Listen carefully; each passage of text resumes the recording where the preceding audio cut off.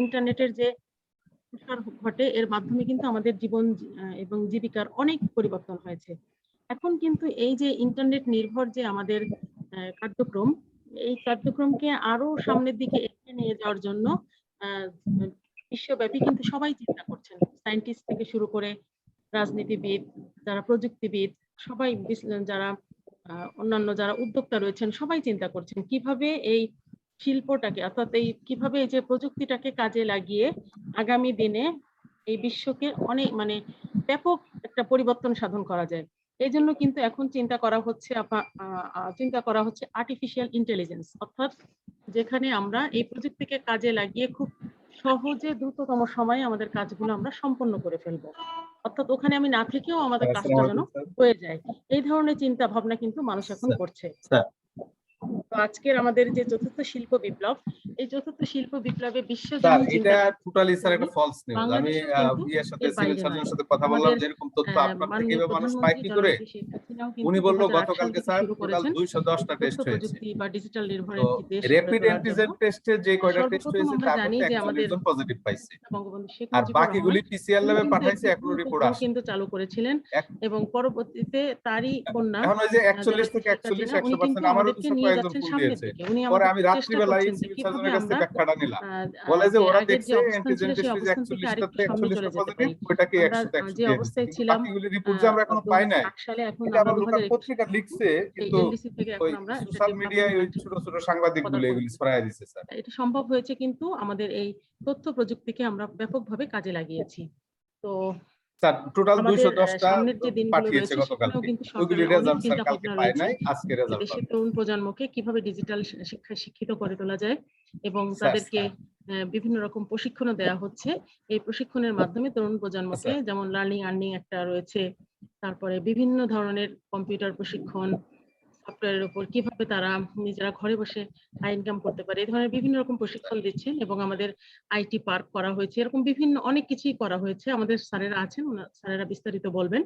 তো আমি আর বেশি কিছু না বলে আমরা সকাল 7টা থেকে স্যার আমার স্টেশন নামে একটা গাড়ি বা কোনো কিছু চলতে দিচ্ছি না শহরে। এই বিকাশের ইজি বাইক বের করছিল, সেখানে আমাদের অনেক আলোচনা হবে, এর মাধ্যমে একটা ফ্রুটফুল রেজাল্ট আমরা পাবো। তো আর তেমন কিছু না বলে আমরা এই সেমিনারে যারা উপস্থিত হয়েছেন আপনাদের সকলকে স্বাগত জানাচ্ছি এবং এই প্রশিক্ষণ এই সেমিনারটি সার্থক হবে আপনাদের আন্তরিক সহযোগিতায় এবং আপনাদের পার্টিসিপেশনের মাধ্যমে। এই বলে আপনাদের সকলের সুস্বাস্থ্য এবং মঙ্গল কামনা করে আমার বক্তব্য শেষ করছি। আসসালামু আলাইকুম।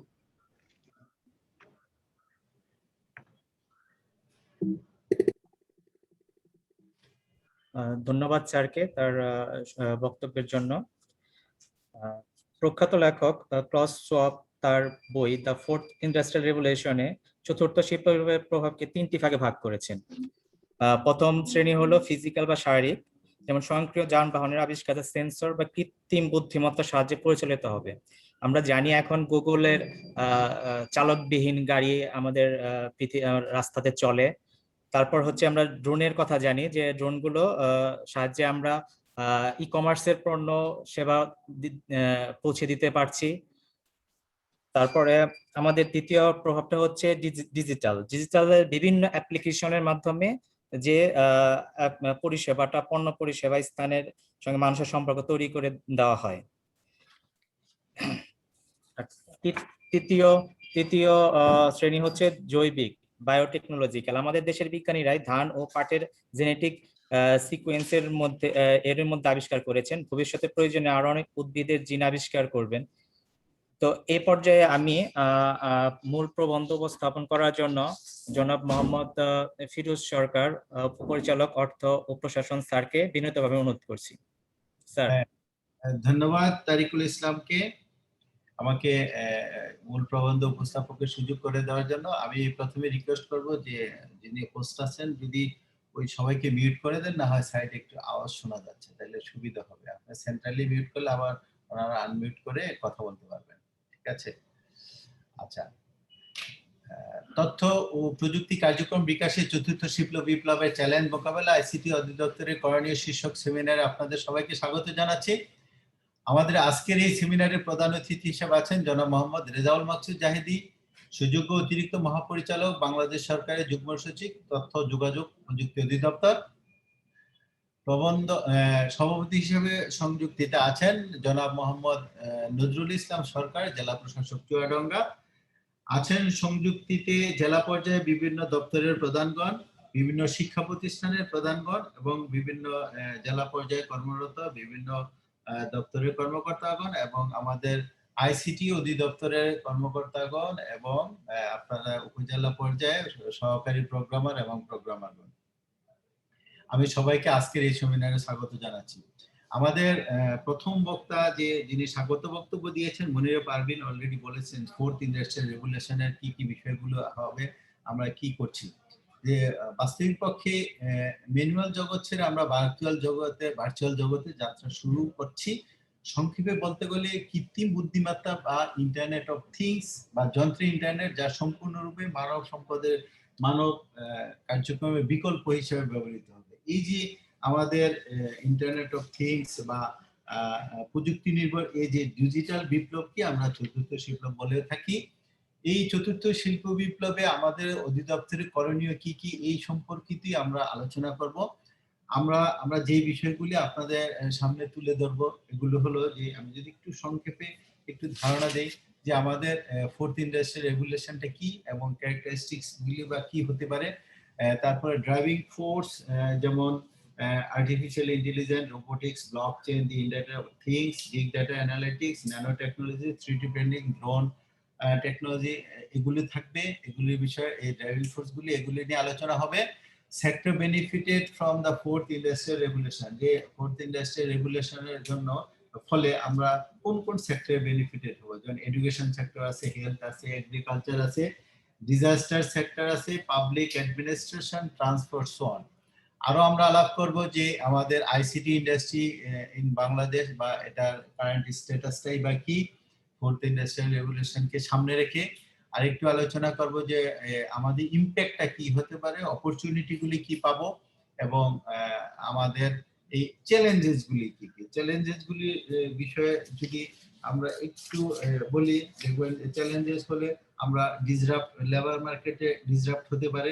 Talent more than the capital will represent, যে ট্যালেন্টটা ক্যাপিটালের বিকল্প হিসাবে ব্যবহৃত হবে। তারপরে সোশ্যাল টেনশন, জব লস বা ডিসরাপ্ট ম্যানুফ্যাকচারিং প্র্যাকটিসে একটু সমস্যা হতে পারে। এগুলি কিন্তু আমরা কভার করব বা করছি অলরেডি, এগুলি নিয়ে আলোচনা হবে। এরপর আমাদের রোলটাই বা কি, to meet the challenges of the DoICT, challenges of the fourth industrial regulation, the role of the DoICT.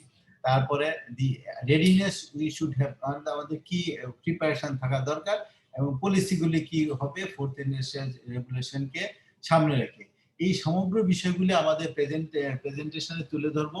তারপরে আমাদের কোশ্চেন আনসার থাকবে। আমাদের আজকের যিনি প্রধান অতিথি মহোদয়, ওনার নেতৃত্বে আমরা এই কাজগুলি করে থাকি। উনি উত্তর দিবেন বা আমরা মাঝে মাঝে উত্তর দিব। প্লাস আপনাদের যদি কোনো মতামত থাকে এই বিষয়ে আমরা তুলে ধরবো বা আপনাদের মতামতগুলি আমরা নোট ডাউন করে পরবর্তীতে আমাদের এগুলি যা যা করণীয় তা করার চেষ্টা করবো। এইগুলো আমি সংক্ষেপে বিষয়টা বললাম এবং এখন স্লাইড আকারে আপনাদের সামনে এই সমস্ত বিষয়গুলো তুলে ধরবেন আমাদের প্রকৌশলী Mohammad Asif. He is graduated from BUET এবং he got first class in CSE department. আমি তাকে অনুরোধ করছি তাকে তার প্রেজেন্টেশনটা তুলে ধরার জন্য। আসিফ, শুনতে পাচ্ছ আমাকে?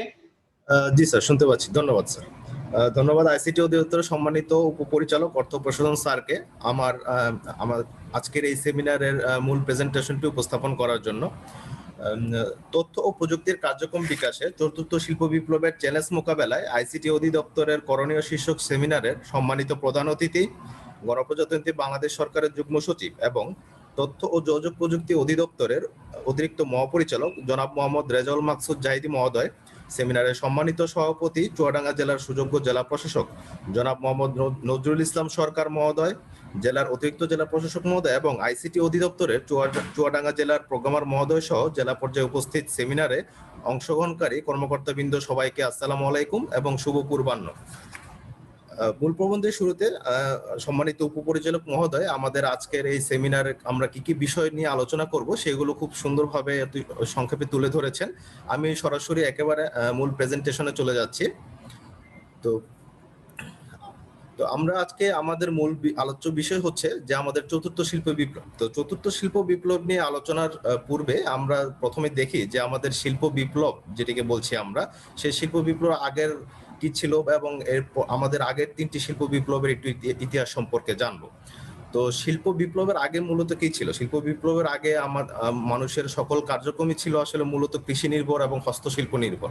মানুষের যদি খাদ্যদ্রব্যের প্রয়োজন হতো সেটা কিন্তু তারা নিজেরাই কিন্তু কৃষিকাজ করে সেই খাদ্যের চাহিদা পূরণ করত, এবং তাদের যদি জামা কাপড় বা বস্ত্রের প্রয়োজন হতো সেটি তারা নিজের হাতেই কিন্তু বুনন করত। তো সকল কাজই ছিল আসলে মূলত ম্যানুয়াল এবং লেবার ওরিয়েন্টেড ছিল। তো এরপরই আসলে 1765 সালের দিকে তৎকালীন ইংল্যান্ডে আমার এই প্রথম শিল্প বিপ্লব সংঘটিত হয়। তো শিল্প বিপ্লবের মূল বৈশিষ্ট্য ছিল যে আমার এই যে কৃষিভিত্তিক যে সমাজ ছিল পূর্বে, তো সেই কৃষিভিত্তিক সমাজ থেকে শিল্পভিত্তিক সমাজের যে আমার ট্রানজিশনটা হলো সেটাকে আমরা কিন্তু শিল্প বিপ্লব বলছি। তো এটিকে বিপ্লব কেন বলা হচ্ছে? এটিকে বিপ্লব বলা হচ্ছে মূলত যে ওই সময়টাতে এই শিল্প বিপ্লব আসার ফলে তৎকালীন তখনকার অর্থনৈতিক, সামাজিক এবং রাজনৈতিক জীবনে কিন্তু আমূল পরিবর্তন আসে। তো এই যে আমূল পরিবর্তন আসলো এই কারণে আমরা একে একটি বিপ্লব বলছি। তো সেই সময়টাতে মূলত মানুষের যে সকল কাজ হাতে করতো, তো সেই সকল কাজ দেখা যেত যে তখন মেশিনের মাধ্যমে করার প্রচলন শুরু হলো, এবং সেই সকল মেশিনকে মানুষ হয়তো দেখা যেত যে বিদ্যুৎ বা কোনো বিদ্যুৎ বা তেল বা অন্য কোনো জ্বালানির মাধ্যমে সেই মেশিনগুলোকে তারা চালিত করতো। তো এইভাবে মানুষের শ্রম, হিউম্যান লেবার, এই হিউম্যান লেবার কিন্তু মেশিনগুলো কিন্তু এই হিউম্যান লেবারকে রিপ্লেস করতে শুরু করে। তো এই প্রথম শিল্প বিপ্লব আমরা প্রথমে একটু দেখি যে আমাদের যে চতুর্থ শিল্প বিপ্লবের আগে যে আমাদের 3টি শিল্প বিপ্লব ছিল সেগুলো সম্পর্কে আমরা একটু সংক্ষেপে জানি। তো প্রথম শিল্প বিপ্লবের কথা আমি ইতিমধ্যে বলেছি যে 1765 সালের দিকে প্রথম সংঘটিত হয় আমাদের এই প্রথম শিল্প বিপ্লব। তো মূলত তখনকার যুগে যে স্টিম ইঞ্জিন আবিষ্কারের ফলেই মূলত এই শিল্প বিপ্লবটি কিন্তু মানুষের জীবনে আমূল পরিবর্তন নিয়ে আসে। স্টিম ইঞ্জিন আবিষ্কার হওয়ার ফলে আমরা বাষ্প ইঞ্জিন চালিত রেলগাড়ি আমরা পেয়েছি। তো এর ফলে কিন্তু তখনকার যাতায়াত ব্যবস্থায় কিন্তু বেশ বড় রকমের একটি পরিবর্তন আসে।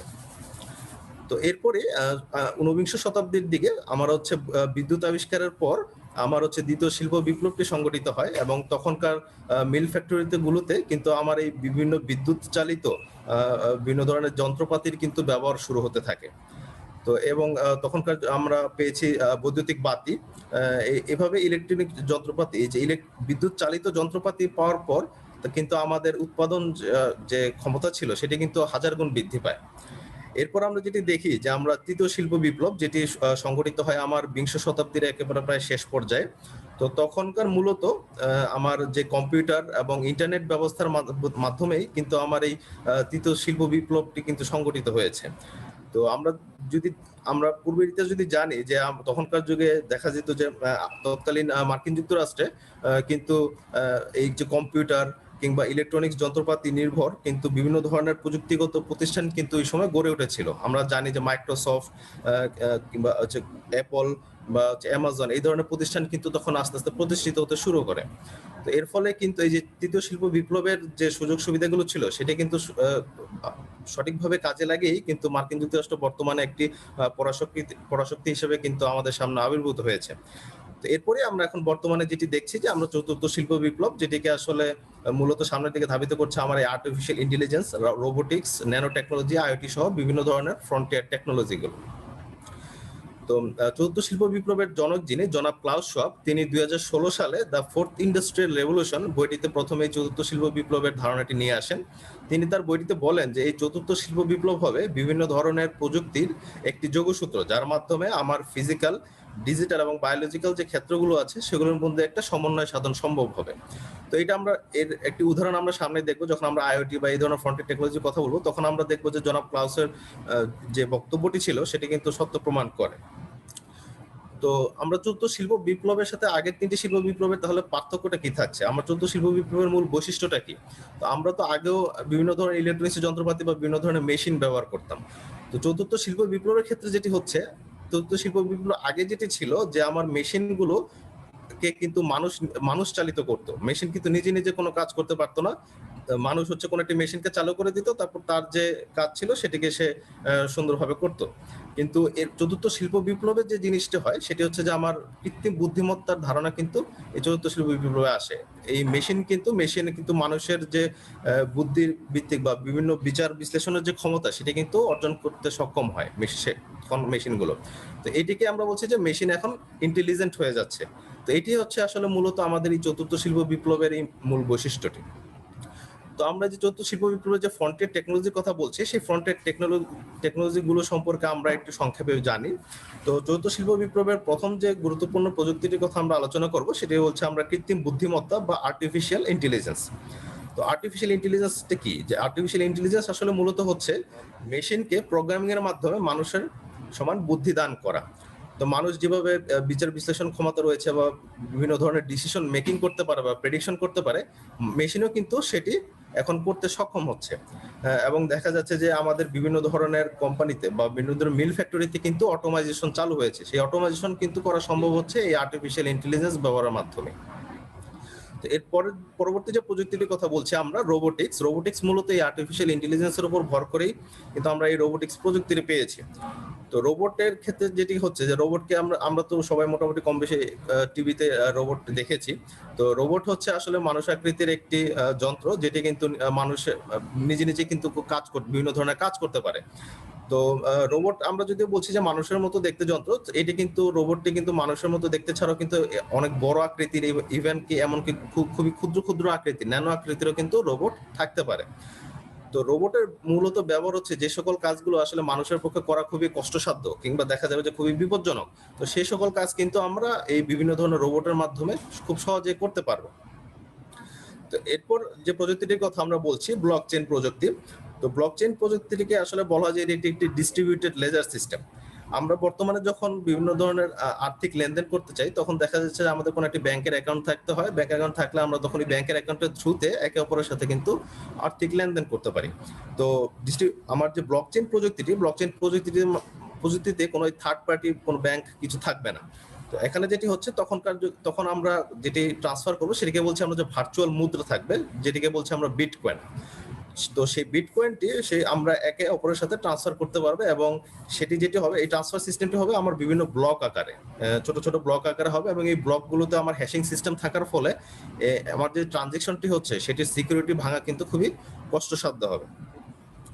তো বর্তমানে এটি ছাড়াও আমার বিভিন্ন দেশে আমাদের যে ড্রাইভিং লাইসেন্স দেওয়া হয়, সেই ড্রাইভিং লাইসেন্স বা বিভিন্ন ধরনের লাইসেন্স সার্টিফিকেট দেওয়ার কাজেও কিন্তু এই ব্লকচেইন প্রযুক্তি বর্তমানে ব্যবহৃত হচ্ছে। এই পরবর্তী যে প্রযুক্তিটির কথা আমি বলছি যে internet of things. Internet of things কে আমরা বলছি যে বিভিন্ন ধরনের ইলেকট্রনিক ডিভাইসের মাধ্যমে আমাদের পারিপার্শ্বিক যে আবহাওয়া রয়েছে সেই আবহাওয়াকে কন্ট্রোল করা। ইন্টারনেট অফ থিংস এটি খুব সহজ উদাহরণ হতে পারে, যেমন বিভিন্ন দেশে এখন বিভিন্ন বাসাবাড়িতে কিন্তু এই আইওটি সিস্টেম, একটা আইওটি সিস্টেম থাকে, যেখানে যে করা হয় যে কোনো একটি মানুষ বা যখন কোনো একটা রুমে ঢুকে, তো ওখানকার যে আইওটি যে সেন্সর ডিভাইস গুলো থাকে সেই সেন্সর ডিভাইস গুলো সবসময় সেন্স করতে থাকে যে আমার রুমের টেম্পারেচার কেমন বা রুমের হিউমিডিটি কেমন। তো যখন এটি চেক করে যে আমার রুমে কোনো একজন ব্যক্তি ঢুকেছে বা মালিক ঢুকেছে, তখন সেই সিস্টেমটি অটোমেটিক যদি দেখে যে টেম্পারেচার বেশি তাহলে তার রুমের ফ্যানটি চালু করে দিবে অথবা এসিটি চালু করে দিবে। তো এবং দেখা যাবে যদি রুমটি অন্ধকার থাকে তখন বাতিটিও অটোমেটিক চালু করে দিচ্ছে ওই সিস্টেমটি। তো এখানে কিন্তু মানুষের নিজে কোনো সুইচ চিপে কোনো কাজ করতে হচ্ছে না। তো মূলত এই ইন্টারনেট অফ থিংস যে প্রযুক্তিটিকে বলা হচ্ছে সেটি আসলে মানুষের জীবনকে আরো সহজ করে নিয়ে আসার জন্যই আমার হচ্ছে এই প্রযুক্তিটি ব্যবহার করা হচ্ছে বর্তমানে। তো এই পরবর্তী যে প্রযুক্তিটি নিয়ে আমরা আলোচনা করছি সেটি বলছি আমরা ভার্চুয়াল রিয়েলিটি বা অগমেন্টেড রিয়েলিটি। এটি আসলে মুখে বলে বোঝানো একটু ডিফিকাল্ট, তো আমরা খুব সহজে আমরা দুটো ভিডিও দেখবো, সেই ভিডিওর মাধ্যমে দেখবো যে আসলে ভার্চুয়াল রিয়েলিটি বা অগমেন্টেড রিয়েলিটি বলতে আমরা কি বোঝাচ্ছি।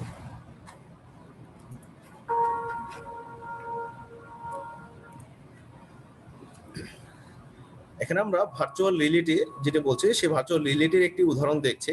এখানে যে ব্যক্তিটি রয়েছেন তিনি হচ্ছে একটি বাড়ি বানাবেন। তো বাড়িটির ডিজাইন তিনি আর্কিটেকচার দিয়ে ডিজাইন করালেন। তো ডিজাইন করার পর তিনি আসলে দেখতে চাচ্ছেন যে মানে উনি যে ডিজাইনটি দিলেন তো সেটি আসলে দেখতে কেমন হবে। আমি সামনাসামনি একটা দেখে অনুধাবন করতে চাচ্ছি যে আমি যে বাসাটা বানাতে চাচ্ছি সে বাসার প্রতিটা রুমের সাইজ কেমন হচ্ছে বা রুমের সেটআপটি কেমন হচ্ছে। তো তো এই ক্ষেত্রে তিনি যেটি করছেন যে তার দেখবেন যে তার চোখের সামনে একটা গ্লাস রয়েছে, আমরা সেটাকে বলছি ভার্চুয়াল রিয়েলিটি গ্লাস।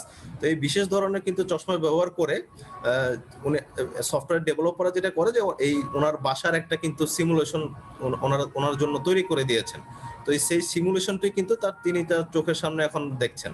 তিনি তার বিভিন্ন রুমে কিন্তু ঢুকে ঢুকে দেখতে পাচ্ছেন যে কোন রুম কিভাবে সেট আপ করা আছে।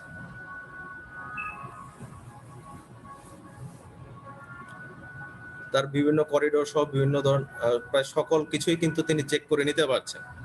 তো এইভাবে কিন্তু এই যে রিয়েল এস্টেট ব্যবসাগুলোতে বর্তমানে ভার্চুয়াল রিয়েলিটির ব্যবহার শুরু হয়েছে। আমরা দেখি যে আসলে এখন তাহলে অগমেন্টেড রিয়েলিটি কি, এটা আমরা একটু দেখি।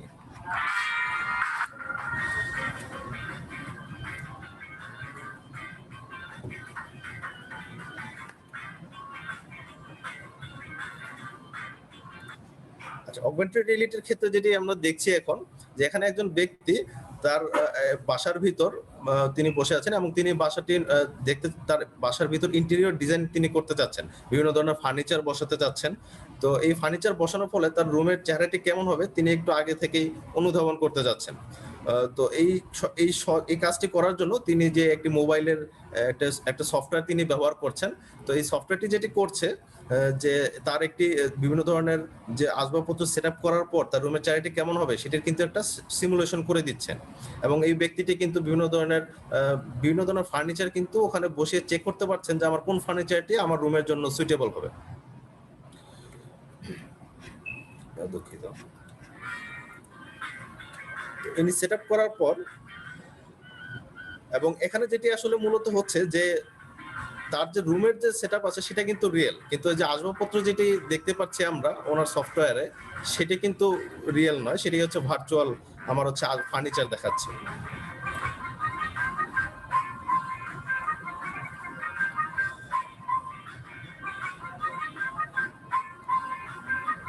তিনি তো দেয়ালের কালারও পরিবর্তন করতে পারছেন, যে আমি দেয়াল যদি এই রং করি তাহলে আমার দেয়ালটি দেখতে কেমন হবে।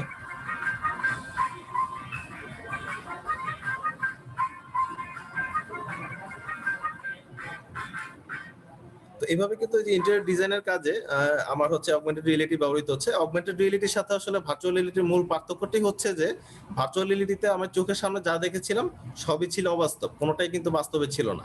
আর অগমেন্টেড রিয়েলিটিতে যেটি হচ্ছে যে আমার যে ভার্চুয়াল যে সিস্টেম আছে, আমার বাস্তব জগতের সাথে আমি কিছু ভার্চুয়াল জিনিসও কিন্তু দেখছি, তার মানে দুটির একটি সংমিশ্রণ হচ্ছে আমার অগমেন্টেড রিয়েলিটি।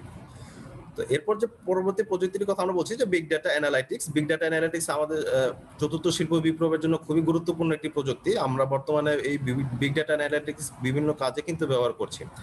আমাদের যে বিভিন্ন রকম প্রযুক্তি প্রতিষ্ঠান আছে, যেমন অ্যামাজন এর মতো হচ্ছে আইটি কোম্পানি রয়েছে, সেই অ্যামাজন কিন্তু কোটি কোটি কাস্টমারও রয়েছে। তো সেই কাস্টমারদের কাছ থেকে কিন্তু তারা প্রচুর পরিমাণে ডাটা কালেক্ট করছে, যে কোন কাস্টমার বছরে কোন সময় কোন ধরনের প্রোডাক্ট ক্রয় করছে, কোন ব্র্যান্ডের প্রোডাক্ট ক্রয় করছে। তো এইগুলো ডাটা কিন্তু তারা কালেক্ট করে বিভিন্ন ধরনের ডিসিশন মেকিং এ কিন্তু তাদের সাহায্য করছে।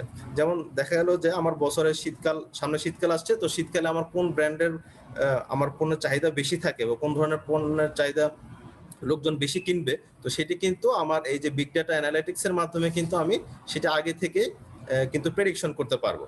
তো এই ধরনের কাজে কিন্তু বর্তমানে আমার বিগ ডাটা অ্যানালিটিক্স ব্যবহার করা হচ্ছে। আরো কিছু ব্যবহার আমরা পরবর্তীতে দেখব। তো এখন আমরা পরবর্তী প্রযুক্তিটিতে চলে যাই, যেটিকে বলছি আমরা ন্যানো টেকনোলজি। তো ন্যানো বলতে আসলে কি বোঝাচ্ছি আমরা? ন্যানো বলতে বোঝাচ্ছি যে খুবই ক্ষুদ্রাতি ক্ষুদ্র বস্তু। তো ন্যানো টেকনোলজির ক্ষেত্রে যেটি হচ্ছে যে আমার যখন কিছু কিছু ইলেকট্রনিক ডিভাইস এখন বর্তমানে তৈরি করা হচ্ছে বা বিভিন্ন ধরনের রোবটস তৈরি করা সম্ভব হচ্ছে, যেটির আকৃতি একেবারে ক্ষুদ্র ক্ষুদ্র ভাইরাসের আকৃতির সমান। ভাইরাস তো আমরা খালি চোখে দেখতে পাই না, এটি এত ক্ষুদ্র।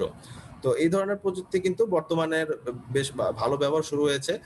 আমাদের হচ্ছে এখানে একটা সুন্দর উদাহরণ দেখাচ্ছি যে আমাদের শরীরের ভিতর যে ব্লাড ফ্লো হচ্ছে, আমাদের রক্ত প্রবাহিত হচ্ছে, সেই রক্ত প্রবাহে যদি কোনো জায়গায় কোনো ব্লক থাকে সেটি কিন্তু আমরা এই ন্যানো টেকনোলজির মাধ্যমে কিন্তু চেক করতে পারবো। ছোট ছোট আমাদের ন্যানোবট থাকবে, সেগুলো আমাদের শরীরের ভিতর ঢুকিয়ে দেওয়া হবে এবং সেই ন্যানো টেকনোলজিগুলো আমাদের ব্লাডের যে সেলগুলো রয়েছে সেই সেলগুলোর সাথে ট্রাভার্স হতে থাকবে শরীরের সব জায়গায়।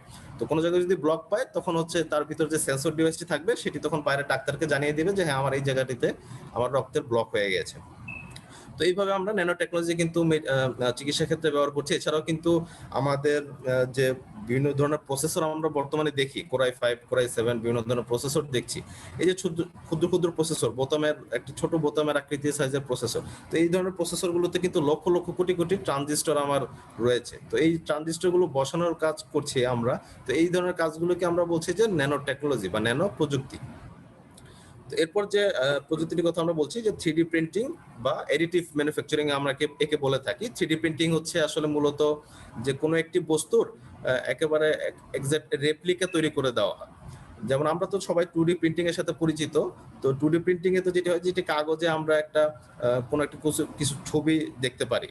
তো 3D প্রিন্টিং এর ক্ষেত্রে সুবিধাটা হচ্ছে এখানে আমরা একেবারে এটার একটা 3D রিপ্রেজেন্টেশন কিন্তু আমরা দেখতে পাচ্ছি। যেমন আমি ইন্টারনেটে হয়তো একটা গাড়ির ছবি দেখেছি, তো গাড়িটি অথবা কতটুকু পাস হবে এটি হয়তো জাস্ট এটা 2D প্রিন্টিং কাগজে বোঝা একটু ডিফিকাল্ট হয়ে যায়। তো এটা যদি এটা 3D রেপ্লিকা তৈরি করতে পারি, আমি এর দৈর্ঘ্য প্রস্থ উচ্চতা সবই কিন্তু খুব সহজে অনুধাবন করতে পারবো। তো এইভাবে কিন্তু 3D প্রিন্টিং বর্তমানে শিক্ষাক্ষেত্র সহ বিভিন্ন ধরনের মানুষের জীবনে বিভিন্ন ক্ষেত্রে বর্তমানে ব্যবহৃত হচ্ছে। তো পরবর্তী যে প্রযুক্তির কথা আমরা বলছি যে ড্রোন টেকনোলজি বা ড্রোন প্রযুক্তি। তো ড্রোনকে বলা হচ্ছে যে মনুষ্যবিহীন উড়ন্ত যান, এবং এই ড্রোনগুলো মানুষ রিমোট কন্ট্রোলের মাধ্যমে চালাতে পারে, অথবা এই ড্রোনগুলো কিন্তু নিজে নিজেও কাজ করতে পারে। তো এই ড্রোন টেকনোলজি বর্তমানে কোথায় ব্যবহৃত হচ্ছে? ড্রোনের আসলে মূলত কাজ হচ্ছে যে বর্তমানে বিভিন্ন ধরনের সার্ভেলেন্স যে সকল কার্যক্রমগুলো রয়েছে, পর্যবেক্ষণের কাজে কিন্তু ড্রোন ব্যবহার করা হয়। এবং যে সকল জায়গায় দেখা যাচ্ছে মানুষের পক্ষে পৌঁছানো খুবই কঠিন, সেখানে কিন্তু ড্রোন খুব সহজেই পৌঁছে বিভিন্ন ধরনের কাজ কিন্তু করে দিতে পারছে। তো এইভাবে কিন্তু বর্তমানে আমাদের দেশে ড্রোনেও কিন্তু ব্যবহার শুরু হয়েছে। আমরা এর পরবর্তীতে এর উদাহরণও দেখবো একটি।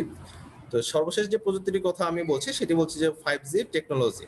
আমরা সবাই মোটামুটি 4G টেকনোলজির সাথে কম বেশি সবাই পরিচিত। এই যে নতুন যে মোবাইল টেলিকমিউনিকেশন আমার যে টেকনোলজি, তো সেটি আমাদের সবারই মোটামুটি 4G এনেবল আমার ডিভাইস রয়েছে। 5G টেকনোলজির সাথে 4G টেকনোলজির মূল পার্থক্যটাই হচ্ছে যে 5G টেকনোলজিতে আমি 4G টেকনোলজির যে স্পিডটা পাচ্ছি, সে 4Gর চেয়েও প্রায় 10 থেকে 100 গুণ কিন্তু স্পিড পাওয়া সম্ভব হবে। তো এর ফলে কি হবে? এর ফলে কিন্তু আমার মূলত দেখা যাবে যে আমি ভিডিও কনফারেন্সিং এর মতো বা লাইভ স্ট্রিমিং এর মতো কাজগুলো কিন্তু খুব স্মুথলি করতে পারবো। এছাড়াও আরেকটি গুরুত্বপূর্ণ ব্যাপার হচ্ছে 5G টেকনোলজি, যে এর ফলে কিন্তু আমার যে পাওয়ার কনজাম্পশন হয় 4G টেকনোলজিতে, সেটিকে প্রায় 90% কমিয়ে আনা সম্ভব হবে। এবং এই প্রযুক্তিটি বর্তমানে আমাদের যে আইওটি প্রযুক্তির কথা বললাম, তো সেই আইওটি ডিভাইসগুলোর কিন্তু একে অপরের সাথে কমিউনিকেশন করার জন্য আমার কম্পিউটার নেটওয়ার্কিং এর প্রয়োজন হয়, সেটা কিন্তু এই 5G টেকনোলজির মাধ্যমেই করা যাবে। তো আমরা 10টি ফ্রন্টিয়ার টেকনোলজি নিয়ে আলোচনা করলাম। এখন দ্য ইকোনমিস্ট 2016 সালে একটি সার্ভে করেছিল যে আমরা যে চতুর্থ শিল্প বিপ্লবের কথা বলছি, সেই চতুর্থ শিল্প বিপ্লবের ফলে আমার কোন সেক্টরগুলো আসলে সবচেয়ে বেশি লাভবান হবে। তো তারা যেটা সার্ভে করে দেখেছে যে আমাদের যে স্বাস্থ্যক্ষেত্র রয়েছে, সেই স্বাস্থ্যক্ষেত্রে কিন্তু আসলে সবচেয়ে বেশি লাভবান হবে, 45% তারা প্রেডিকশন করেছে। এছাড়া আমাদের শিক্ষাক্ষেত্র, আমাদের অর্থনৈতিক ক্ষেত্র, আমাদের অবকাঠামোগত ক্ষেত্রেও কিন্তু আমূল পরিবর্তন নিয়ে আসবে আমার এই চতুর্থ শিল্প বিপ্লব। তো আমরা এখন একটু বাংলাদেশের দিকে তাকাই যে বাংলাদেশের বর্তমানে আইসিটি ইন্ডাস্ট্রির অবস্থা কি। তো বর্তমানে বাংলাদেশে আসলে আইসিটি ইন্ডাস্ট্রিকে মূলত আমরা দুইটি ক্যাটাগরিতে ভাগ করতে পারি। একটিকে বলছি আমরা আইটি ক্যাটাগরি, আর একটি বলছি আইটি এনেবল সার্ভিস বা আইটিইএস ক্যাটাগরি। তো আইটি ক্যাটাগরি বলতে আসলে কি বোঝায়? আইটি আবার দুইটি সাব ক্যাটাগরি রয়েছে, অ্যাপ্লিকেশন সার্ভিস আবার ইঞ্জিনিয়ারিং সার্ভিস। অ্যাপ্লিকেশন সার্ভিসটি কি? অ্যাপ্লিকেশন সার্ভিস হচ্ছে যে আমাদের বর্তমানে বিভিন্ন ধরনের সাবমেরিন কেবল বসাতে হয় আমাদের যদি ব্রডব্যান্ড ইন্টারনেট কানেকশনের জন্য। তো এই যে সাবমেরিন কেবল বা বিভিন্ন ধরনের যে ইনফ্রাস্ট্রাকচার বা অবকাঠামো যে আমরা স্থাপন করছি, যে এই সকল কাজগুলোকে আমরা বলছি যে আমাদের অ্যাপ্লিকেশন সার্ভিসেস। আর ইঞ্জিনিয়ারিং সার্ভিস বলতে আমরা কি বলছি? ইঞ্জিনিয়ারিং সার্ভিস বলতে বোঝাচ্ছি যে আমাদের বিভিন্ন সফটওয়্যার কোম্পানিতে বা বিভিন্ন ফ্যাক্টরিতে কিন্তু এখন বিভিন্ন ধরনের সফটওয়্যার বা হার্ডওয়্যার কিন্তু আমরা আমাদের দেশেই উৎপাদন করছি। তো এই যে সফটওয়্যার বা হার্ডওয়্যার আমাদের যে বানানোর কাজটি, সেটিকে বলছি আমরা যে ইঞ্জিনিয়ারিং সার্ভিসেস। তো পরবর্তী যে ক্যাটাগরিটির কথা আমরা বলবো যে IT enable services. IT enable service যেটি বলতে বোঝায় যে আইটি ডিভাইস বা আইটি জিনিস ব্যবহার করে আমার জনগণকে কোনো একটি সার্ভিস দেওয়া, সেটি হচ্ছে আমার আইটি এনেবল সার্ভিসেস। যেমন আমাদের যে কল সেন্টারগুলো রয়েছে বিভিন্ন মোবাইল অপারেটর কিংবা বিভিন্ন ব্যাংকে বা আর্থিক প্রতিষ্ঠানে, তো এই যে মোবাইল অপারেটররা যে কাজ করে, তো যে কল সেন্টার এজেন্ট যারা রয়েছেন, তো তারা যে সকল কাজ করছেন, জনগণকে সেবা দিচ্ছেন, সেই সেবা কিন্তু তারা কোনো না কোনো একটা সফটওয়্যার বা কোনো ধরনের একটা আইটি সিস্টেম কিন্তু ব্যবহার করেই সে জনগণকে সেই সেবা দিচ্ছেন। তো এটাকে আমরা বলছি যে আইটি এনেবল সার্ভিসেস। এছাড়াও কিন্তু বর্তমানে ব্যাংকের বিভিন্ন কার্যক্রম কিন্তু আমরা ছোট্ট একটা মোবাইল অ্যাপের মাধ্যমে করতে পারি। বিভিন্ন ধরনের ক্রেডিট কার্ডের বিল পেমেন্ট থেকে শুরু করে আমার আর্থিক লেনদেন সকল কাজে কিন্তু আমরা মোবাইল টেকনোলজি ব্যবহার করে করছি, মানে একটা আইটি প্রযুক্তি ব্যবহার করে সম্পন্ন করছি। তো এটিকে বলছি যে আমার এই সার্ভিসটিকে বলছি যে আমার আইটি এনেবল সার্ভিসেস। তো বর্তমানে বাংলাদেশে আমরা আমাদের আইসিটি সেক্টরে প্রায় আমরা $1 বিলিয়ন বেশি কিন্তু বৈদেশিক মুদ্রা অর্জন করতে সক্ষম হয়েছি, এবং আমরা আশা করছি যে 2025 সালের ভিতর এই যে বৈদেশিক মুদ্রা অর্জনের লক্ষ্যমাত্রা আমরা সেটি $5 বিলিয়ন উন্নীত করতে পারবো। এখন আমরা ছক দেখছি যে এখানে আমরা যে বলেছি যে 4R এর বিভিন্ন ফ্রন্টের টেকনোলজি গুলো, সেই টেকনোলজি গুলো কিন্তু বাংলাদেশের বিভিন্ন প্রতিষ্ঠান কিন্তু ব্যবহার করা শুরু করে দিয়েছে। আমরা যদি দেখি যে আইটি এনেবল সার্ভিসের কথা একটু আগে বললাম, তো এই আইটি এনেবল সার্ভিসের কাজে কিন্তু আমরা দেখছি যে বেসিসের তথ্য অনুযায়ী প্রায় 24টি ফার্ম কিন্তু অ্যাক্টিভ আছে। এরা cyber security, cloud, blockchain, image processing, IoT সহ বিভিন্ন ধরনের টেকনোলজি কিন্তু ব্যবহার করে জনগণকে সেবা দিচ্ছে। এছাড়া আমরা দেখছি যে গভর্নমেন্ট সলিউশনের তৈরির কাজেও কিন্তু বর্তমানে তিনটি ফার্ম নিযুক্ত রয়েছে। এছাড়া ব্যাংকিং অ্যাপ্লিকেশন তৈরি করার কাজেও কিন্তু বর্তমানে বিভিন্ন ফার্ম কিন্তু কাজ করে যাচ্ছে। তো আমরা এখন দেখি যে আমাদের যে চতুর্থ শিল্প বিপ্লবটি বললাম, যে সেই চতুর্থ শিল্প বিপ্লবের আসলে কি প্রভাব পড়ছে। আমাদের চতুর্থ শিল্প বিপ্লবের প্রভাবগুলো পড়বে আমাদের যে ব্যক্তিগত জীবন থেকে শুরু করে আমাদের সামাজিক, অর্থনৈতিক এবং ব্যবসা বাণিজ্য সকল ক্ষেত্রে কিন্তু এর আমূল একটি বৈপ্লবিক প্রভাব পড়বে। তো সেক্ষেত্রে দেখা যাবে যে যেমন বর্তমানে কিন্তু আসলে মানুষের যে বিনোদনের ক্ষেত্রে কিন্তু বর্তমানে এই 4R বিভিন্ন টেকনোলজি ব্যবহার করা হচ্ছে। আমরা মোবাইল ফোনেই কিন্তু এখন বিভিন্ন ধরনের গান দেখি বা মুভি দেখি, এবং দেখা যাবে যে ভবিষ্যতে আমাদের শিক্ষা ক্ষেত্রেও কিন্তু এই 4R টেকনোলজির ব্যবহার কিন্তু চলে এসেছে। তো আমাদের যে ভবিষ্যতের যে কর্মযোগ্য বা কর্মক্ষেত্র রয়েছে, সেই কর্মক্ষেত্রগুলোতেও কিন্তু চতুর্থ শিল্প বিপ্লব কিন্তু বেশ ভালো প্রভাব রাখবে, এবং এখানে আমাদের কিছু এরিয়া অফ কনসার্নও তৈরি হবে, আমাদের সিকিউরিটি রিলেটেড কিছু ইস্যু তৈরি হবে, যেটিতে আমাদের কিন্তু আসলে এখানে কাজ করতে হবে। তো বর্তমানে আসলে আমরা যেভাবে আমাদের যে সকল কার্যক্রমগুলো যেভাবে পরিচালনা করব তার উপর ভিত্তি করে কিন্তু আসলে আমাদের চতুর্থ শিল্প বিপ্লবটি আমাদের সামনের দিকে এগিয়ে যাবে। তো আমরা দেখি যে আমাদের যে চতুর্থ শিল্প বিপ্লবের যে প্রভাব বললাম, আমাদের আসলে এই চতুর্থ শিল্প বিপ্লব আমাদের জন্য কি কি সম্ভাবনার দুয়ার তৈরি করেছে। তো মূলত এই চতুর্থ শিল্প বিপ্লবের ফলে কিন্তু মানুষের যে অর্থনৈতিক আয়ের যে ক্ষমতা, সেই আয়ের ক্ষমতা কিন্তু বেড়ে যাবে, এবং আর্থিক ক্ষমতা বাড়ার ফলে কিন্তু মানুষের যে জীবনযাত্রার মান সেটিরও কিন্তু বেশ আগের তুলনায় অনেক ইমপ্রুভ হবে। এছাড়াও আমাদের যে বিভিন্ন ধরনের মিল ফ্যাক্টরিতে যে আমাদের প্রোডাকশন সাপ্লাই বা সাপ্লাই সাইড চেন রয়েছে, সেটা কিন্তু ভবিষ্যতে কিন্তু ইনোভেশনের ফলে আরো বেশি আমার উন্নতি ঘটবে। এছাড়া আরেকটি গুরুত্বপূর্ণ ব্যাপার হচ্ছে যে আমাদের যে বলছি যে চতুর্থ শিল্প বিপ্লব বিভিন্ন প্রযুক্তির কথা বলছি, সেই চতুর্থ শিল্প বিপ্লবের ফলে কিন্তু মানুষের যে বুদ্ধিভিত্তিক ক্ষমতা সেটির দাম কিন্তু আগের তুলনায় অনেক বেড়ে যাবে। যাদের মেধা বেশি তারাই কিন্তু সবচেয়ে বেশি লাভবান হবে এই চতুর্থ শিল্প বিপ্লবের ফলে। যারা গবেষক রয়েছেন, যারা উদ্ভাবক রয়েছেন, তারাই কিন্তু ভবিষ্যতে শিল্প বিপ্লবের ভবিষ্যতে যে জব মার্কেট রয়েছে সেটাকে কিন্তু তারাই কন্ট্রোল করবেন। এবং আমরা যেটি দেখছি যে আমাদের যে ফ্রন্টের টেকনোলজির কথাগুলো বললাম, 10টা টেকনোলজির কথা বলছি, এছাড়াও আরো অন্যান্য টেকনোলজি রয়েছে, সেই টেকনোলজিগুলোতে কিন্তু আমার নতুন নতুন কর্মক্ষেত্র সংস্থানের সুযোগ কিন্তু তৈরি হবে। যেমন আমি বাংলাদেশের একটি উদাহরণ দিচ্ছি। বাংলাদেশের জনপ্রশাসন মন্ত্রণালয়ের পিএমএস সংস্থা রিসেন্টলি একটি সার্ভে করেছে, এবং তারা বলছে যে আমাদের যে ফ্রন্টের টেকনোলজি 13টি বিষয়ে কিন্তু আমাদের 2021 সালের ভিতর প্রায় 11,000 লোকের কিন্তু চাহিদা তৈরি হবে, এবং 2024 সালের ভিতর আরো 6,500 লোকের চাহিদা তৈরি হবে আমাদের এই বিভিন্ন 4R টেকনোলজি সেক্টরগুলোতে। তো তার মানে কিন্তু 4R টেকনোলজি কিন্তু আমাদের জন্য বিভিন্ন সম্ভাবনা কিন্তু আমাদের সামনে নিয়ে এসেছে। তো আমরা দেখবো যে আসলে বিভিন্ন ক্ষেত্রে আমাদের মানুষের দৈনন্দিন জীবনের বিভিন্ন ক্ষেত্রে এই 4R টেকনোলজি আমরা কিভাবে ব্যবহার করছি। তো প্রথম যে সেক্টরটির কথা বলছি আমাদের শিক্ষাক্ষেত্রে, তো সেই শিক্ষাক্ষেত্রে কিন্তু 4R টেকনোলজি কিন্তু সামনে আমূল পরিবর্তন নিয়ে আসবে, যেটিকে আমরা বলছি যে স্কুল অফ ফিউচার। সেই স্কুল অফ ফিউচারে আমাদের বাচ্চাদের অ্যাটেন্ডেন্স থেকে শুরু করে আমাদের অনলাইন পরীক্ষা কার্যক্রম কিংবা ক্লাস ম্যানেজমেন্ট, টিচার ম্যানেজমেন্ট সহ স্টাফ ম্যানেজমেন্ট থেকে সকল কার্যক্রম আমার একটা একক প্ল্যাটফর্মে নিয়ে আসা সম্ভব হবে। এছাড়াও আমাদের আর্টিফিশিয়াল ইন্টেলিজেন্সের ব্যবহার বৃদ্ধি পাবে। আর্টিফিশিয়াল ইন্টেলিজেন্স কিন্তু বাচ্চাদের যে স্টাডি প্ল্যান তৈরি করার কাজ, সেই স্টাডি প্ল্যান তৈরি করার কাজে কিন্তু খুব বড় রকমের সহায়তা করতে পারে। এছাড়াও আমাদের ভার্চুয়াল রিয়েলিটির ব্যবহার শুরু হবে। ভার্চুয়াল রিয়েলিটি একটি উদাহরণ আগে দেখিয়েছি। তো এখানে আরেকটি উদাহরণ দেখছি যে এখানে বাচ্চাটি চোখের সামনে তার বইয়ে একটি মেশিনের ছবি আছে, সেটি কিন্তু ভার্চুয়াল রিয়েলিটি গ্লাস পরে সে কিন্তু খুব সহজে অনুধাবন করতে পারছে যে ওই বইয়ে যে মেশিনের ছবিটি আছে সেটি দেখতে কেমন। এভাবে কিন্তু তার যে বোধগম্যতার যে জিনিসটি সেটা কিন্তু আগের তুলনায় অনেক সহজ হবে। 3D প্রিন্টিংও ঠিক একই ভাবে বাচ্চাদের কোনো জিনিস সহজে বুঝতে কিন্তু অনেক হেল্প করবে। যেমন এখানে আমাদের বইতে দেখা যায় যে বিভিন্ন হৃৎপিণ্ডের ছবি আছে। তো যে হৃৎপিণ্ডের ছবিটি যে আছে সেটি কিন্তু বাচ্চার পক্ষে একটু বোঝা খুব কষ্ট। তো সেটি কিন্তু সে বাচ্চাটি হাতে ধরেই কিন্তু খুব সহজে বুঝতে পারবে যে আমার এই হৃৎপিণ্ডের সাইজটি কেমন কিংবা সেটা হয়েছে। আমরা বলছি যে আমাদের স্মার্ট আইওটি স্কুল আমরা সামনে পাবো। স্মার্ট আইওটি স্কুলে বিভিন্ন ধরনের আইওটি ডিভাইস থাকবে, যার মাধ্যমে আমরা বিভিন্ন ধরনের কাজের মনিটরিং করতে পারবো এবং ইভেন কি এমন আমার যে অনলাইনের যে পরীক্ষা কার্যক্রম সেটিও কিন্তু আমরা স্মার্ট আইওটি স্কুলে করতে পারবো। তো এরপর যে সেক্টরটির কথা বলছি আমাদের কৃষি ক্ষেত্র, সেই কৃষি ক্ষেত্রে কিন্তু বর্তমানে 4R টেকনোলজি ব্যবহার শুরু হয়েছে। আমরা এখানে একটি উদাহরণ দেখছি যেটিকে বলছি আমরা যে প্রিসিশন ফার্মিং।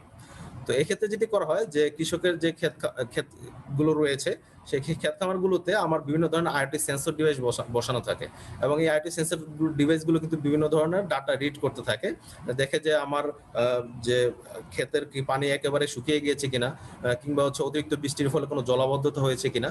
তো এই ধরনের বিভিন্ন ধরনের রিডিং নিয়ে তারা যেটি করে যে যদি দেখে যে আমার অতিরিক্ত বৃষ্টির ফলে জলাবদ্ধতা হয়ে গিয়েছে, তখন যে পানি নিষ্কাশনের যে সিস্টেমটি রয়েছে সেই সিস্টেমটি কিন্তু আমার যে সেটি কিন্তু অটোমেটিক চালু করে দিতে পারে। এখানে কৃষককে সারাদিন খেতে থেকে সবকিছু চেক করার প্রয়োজন পড়ছে না।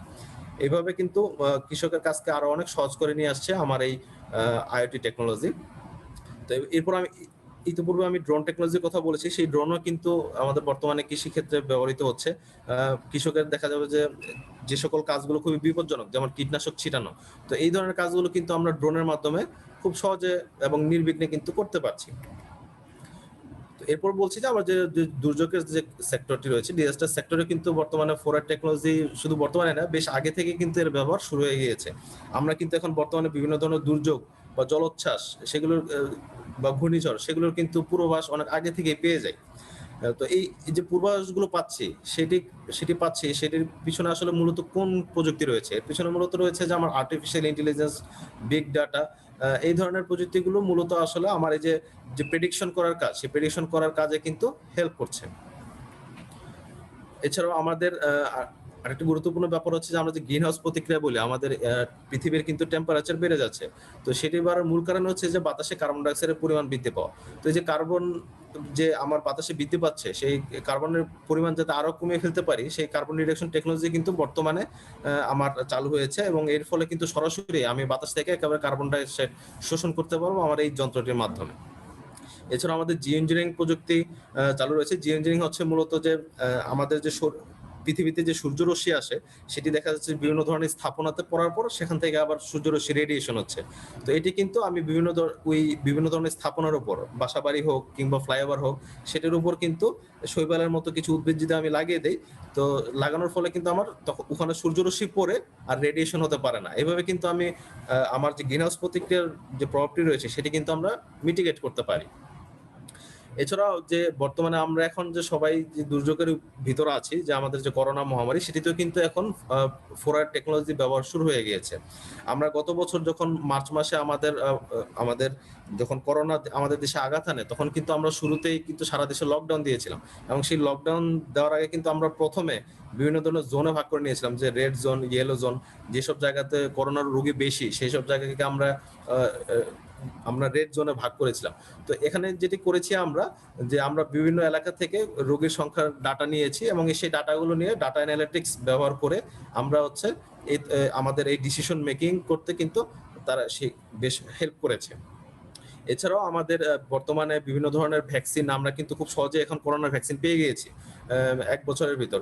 আগে দেখা যেত যে আগে করোনার কোনো যদি ভ্যাকসিন তৈরি করতে হতো 10 থেকে 15 বছর লেগে যেত। তো এখন কিন্তু আমরা খুব সহজে 1-2 বছরের ভিতরে একটা রোগের কিন্তু ভ্যাকসিন পেয়ে যাচ্ছি। তো এটি কিন্তু সম্ভব হচ্ছে আমার এই চতুর্থ শিল্প বিপ্লবের প্রযুক্তির ফলে। এছাড়াও আমাদের যারা পাবলিক অ্যাডমিনিস্ট্রেশন আমাদের ফরওয়ার্ড টেকনোলজি ব্যবহৃত হচ্ছে।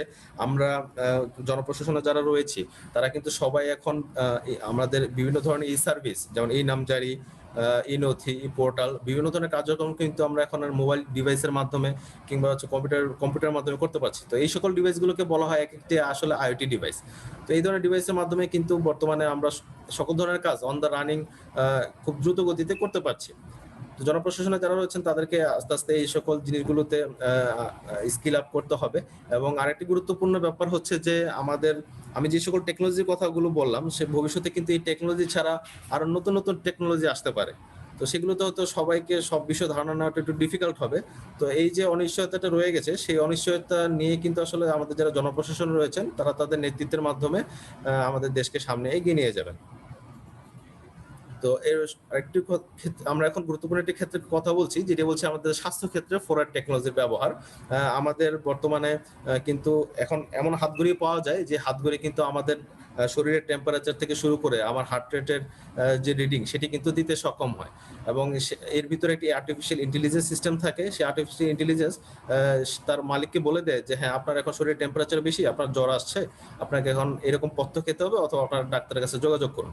তো এইভাবে কিন্তু মানুষের জীবনে কিন্তু এখন এই ফরওয়ার্ড টেকনোলজি কিন্তু বেশ ভালোভাবে ব্যবহার শুরু হয়েছে। এছাড়া আমরা আর্টিফিশিয়াল ফুডের কথা বলছি। ভবিষ্যতে আমাদের খাদ্য ঘাটতি যাতে এই আর্টিফিশিয়াল ফুডের মাধ্যমে মেটানো সম্ভব হয় সেই চেষ্টা এখন সেই কার্যক্রম কিন্তু শুরু হয়ে গিয়েছে। আমরা বলছি যে ন্যানো বায়োটেকনোলজির কথা। ন্যানো বায়োটেকনোলজি একটি উদাহরণ দিয়েছি, ওই যে ন্যানো বটের কথা বলছিলাম যে আমাদের রক্তের ভিতর যদি কোনো ফ্লো থাকে, রক্তের ভিতর যদি কোনো ব্লক থাকে, শরীরে রক্ত প্রবাহিত হচ্ছে সেখানে যদি কোনো ব্লক থাকে সেটা কিন্তু আমরা ন্যানো বায়োটেকনোলজির মাধ্যমে চেক করতে পারি। এছাড়া আমরা যে প্রযুক্তির কথা বলছি যে প্রিসিশন মেডিসিন। প্রিসিশন মেডিসিন হচ্ছে যে আমার শরীরের ঠিক কোনো একটি কোষে কিংবা কোনো একটি দুর্গম এলাকা যেখানে আমার দুর্গম অঙ্গে যেখানে আসলে সরাসরি ইনজেকশন দিয়ে কিংবা মুখে ওষুধ খেয়ে অথবা আমার সারানো সম্ভব নয়, সেটি কিন্তু আমরা ছোট ছোট বায়োবটের মাধ্যমে কিন্তু সেখানে ওষুধ পৌঁছে দিতে পারবো। তো এর ফলে কিন্তু আরো আমার রোগ প্রতিরোধ ক্ষমতা কিন্তু বৃদ্ধি করার কাজে কিন্তু আমার ফরওয়ার্ড টেকনোলজি ব্যবহার করা হচ্ছে। এছাড়া আমরা জিন এডিটিং এর কথা সবাই কম বেশি সবাই জানি। আমরা প্রায় সময় হচ্ছে ধানের বা বিভিন্ন ধরনের শস্যের কিংবা প্রাণীর কিন্তু নতুন নতুন জাত উদ্ভাবন করা সম্ভব হচ্ছে এই জিন এডিটিং প্রযুক্তির মাধ্যমে। তো এটি কিন্তু ফরওয়ার্ড টেকনোলজির একটি গুরুত্বপূর্ণ বিষয়। তো আমরা এখন দেখবো যে আমাদের যোগাযোগ ব্যবস্থায় কিন্তু এই ফরওয়ার্ড টেকনোলজি কিভাবে ব্যবহৃত হচ্ছে। আমাদের যে সকল এখন এয়ারপোর্ট গুলো রয়েছে সেই এয়ারপোর্ট গুলোতে এখন যে বিভিন্ন ধরনের মেইনটেনেন্সের কাজে কিন্তু রোবট ব্যবহার করছি। এছাড়াও যে আমি ইতিপূর্বে বলেছি যে বর্তমানে ইন্সপেকশন রিলেটেড কাজে কিন্তু এখন ড্রোন আমাদের ব্যবহার করা হচ্ছে। এছাড়াও আমাদের যে রেল ব্যবস্থাপনা রয়েছে সেই রেল ব্যবস্থাপনায় কিন্তু বিভিন্ন ফরওয়ার্ড টেকনোলজি ব্যবহার করা হচ্ছে। আমার বিভিন্ন ধরনের আইওটি সেন্সর ডিভাইস থাকে, সেই সেন্সর ডিভাইস কিন্তু ডিটেক্ট করতে পারে যে আমার স্টেশনে কোনো ট্রেন এসেছে কিনা বা আমার স্টেশন থেকে কোনো ট্রেন লিভ করেছে কিনা। তো এই সকল তথ্য কিন্তু অটোমেটিক আমরা কিন্তু এখন পেয়ে যাচ্ছি। এছাড়াও আমাদের যে বিভিন্ন ধরনের জাহাজে যে শিপমেন্ট হচ্ছে সেই শিপমেন্টের বিভিন্ন কন্টেনারে ইন্সপেকশনের কাজে কিন্তু বর্তমানে ড্রোন কিন্তু ব্যবহার করা হচ্ছে। এছাড়াও আমরা যে আরেকটি গুরুত্বপূর্ণ বিষয়ের কথা বলছি আমাদের যোগাযোগ ব্যবস্থা যে ফরওয়ার্ড টেকনোলজি, তো আরেকটি গুরুত্বপূর্ণ ব্যাপার হচ্ছে যে আমাদের অটোমেটিক ড্রাইভিং বা আমাদের কিন্তু ভবিষ্যতে কিন্তু মানুষকে ড্রাইভ করতে হবে না, গাড়ি কিন্তু নিজেই চলবে। তো সেখানে যেটি করা হয় সেখানে বিভিন্ন ধরনের আইওটি ডিভাইস বা সেন্সর ডিভাইস বসানো থাকবে।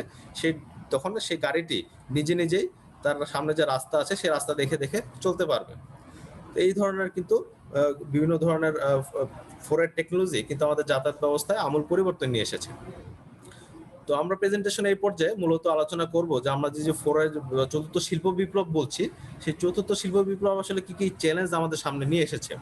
তো চতুর্থ শিল্প বিপ্লবের জনক যিনি জনাব ক্লাউস শোয়াব তিনি কিন্তু বলেছেন যে আমাদের এই চতুর্থ শিল্প বিপ্লবের ফলে যে আমাদের জীবনযাত্রার যে আমূল পরিবর্তন ঘটবে কিংবা আমাদের যে বিভিন্ন ধরনের উদ্ভাবনের ক্ষমতা যে তৈরি হচ্ছে, তো সেই কি গতিতে তৈরি হবে বা কি গতিতে চেঞ্জ হবে সেটা কিন্তু আমরা আগে থেকে অনুধাবন করতে পারবো না। সেই অনিশ্চয়তা কিন্তু আমাদের সামনে চলে এসেছে। এছাড়াও আমরা বলেছি যে আমাদের যে অনেক ক্ষেত্রে কিন্তু আমাদের লোকজন কিন্তু চাকরি হারাবে। আমাদের শ্রমবাজারে কিন্তু আমূল পরিবর্তন আসবে। তো দ্য ইকোনমিস্ট হচ্ছে রিসেন্টলি একটা সার্ভে করেছে যে আমাদের যে বিভিন্ন ফ্যাক্টরি বা মিল ফ্যাক্টরিগুলোতে যে অটোমেশন হচ্ছে সেই অটোমেশনের ফলে কোন সেক্টরগুলোতে আসলে সবচেয়ে বেশি মানুষ কিন্তু রিস্কে আছে। তো তারা যেটি দেখাচ্ছে যে আমাদের কনস্ট্রাকশন বা ফুড বা খাদ্যদ্রব্য প্রস্তুতের কাজে কিন্তু আসলে লোকজন সবচেয়ে বেশি চাকরি হারানোর সম্ভাবনাটা বেশি।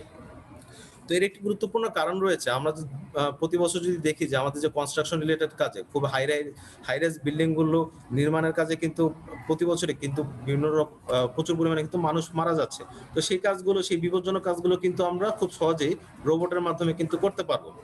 তো এছাড়াও আমাদের যে বর্তমানে খাদ্যদ্রব্য উৎপাদনের কাজে, সেই কাজেও কিন্তু দেখা যাবে যে মানুষ যদি সেই কাজটি করে সেখানে কিন্তু আবার জীবনের আক্রমণ হওয়ার শঙ্কা রয়েছে। তো সেই কাজগুলো কিন্তু আমরা রোবটের মাধ্যমে খুব সহজে করতে পারবো। তো এই সকল কাজে কিন্তু রোবটের ব্যবহার বৃদ্ধি পাবে, ফলে কিন্তু সেই সকল কাজে কিন্তু মানুষ চাকরি হারানোর সম্ভাবনা তৈরি হবে। আবার ইকোনমিস্ট আবারও বলেছে যে আমাদের যে টিচিং, আমাদের শিক্ষকতা পেশায় কিংবা হচ্ছে বিভিন্ন ধরনের প্রতিষ্ঠানে ম্যানেজমেন্ট ডিসিশন মেকিং এর কাজে কিন্তু আবার দেখা যাবে যে আমাদের অটোমেশন এর অটোমেশনের ফলে কিন্তু চাকরি হারানোর সুযোগ আবার কম। এর একটি বড় কারণ হচ্ছে যে আমরা এখানে এই সকল চাকরিতে যেটি দেখা যায় বা এই সকল কাজে যেটি দেখা যায় যে এখানে আমার সোশ্যাল ইন্টারাকশন রয়েছে, মানুষের সাথে আমাদের উপস্থিত বুদ্ধি খাটিয়ে কোনো ধরনের ডিসিশন নিতে হয়, সেটি আসলে দেখা যায় যে এখনো রোবটের পক্ষে করা সম্ভব হয়নি। তো এই সকল ক্ষেত্রগুলোতে কিন্তু আবার চাকরি হারানোর সম্ভাবনাটি কম। তো আরেকটি যে চ্যালেঞ্জের কথা আমরা বলছি ফোরাইয়ের ক্ষেত্রে, যে সেটি হচ্ছে যে আমি ইতিপূর্বে বলেছি যে আসলে মেধার দাম সামনে কিন্তু বৃদ্ধি পাবে। আমার অর্থের তুলনায় বা আমার কায়িক শ্রমের তুলনায় কিন্তু আমার মেধার দামই ভবিষ্যতে বৃদ্ধি পাবে, এবং যাদের স্কিল অনেক বেশি তারা বেতনও পাবে বেশি, যাদের স্কিল কম তারা বেতনও পাবে কম। তো এর ফলে কিন্তু আর্থিক একটি বৈষম্য তৈরি হচ্ছে, এর ফলে কিন্তু সামাজিক একটি অস্থিরতা সৃষ্টি হওয়ার কিন্তু সুযোগ তৈরি হচ্ছে। তো এই যে সকল চ্যালেঞ্জ গুলো মোকাবেলায় আমরা ইনশাল্লাহ সামনে এগিয়ে যাব।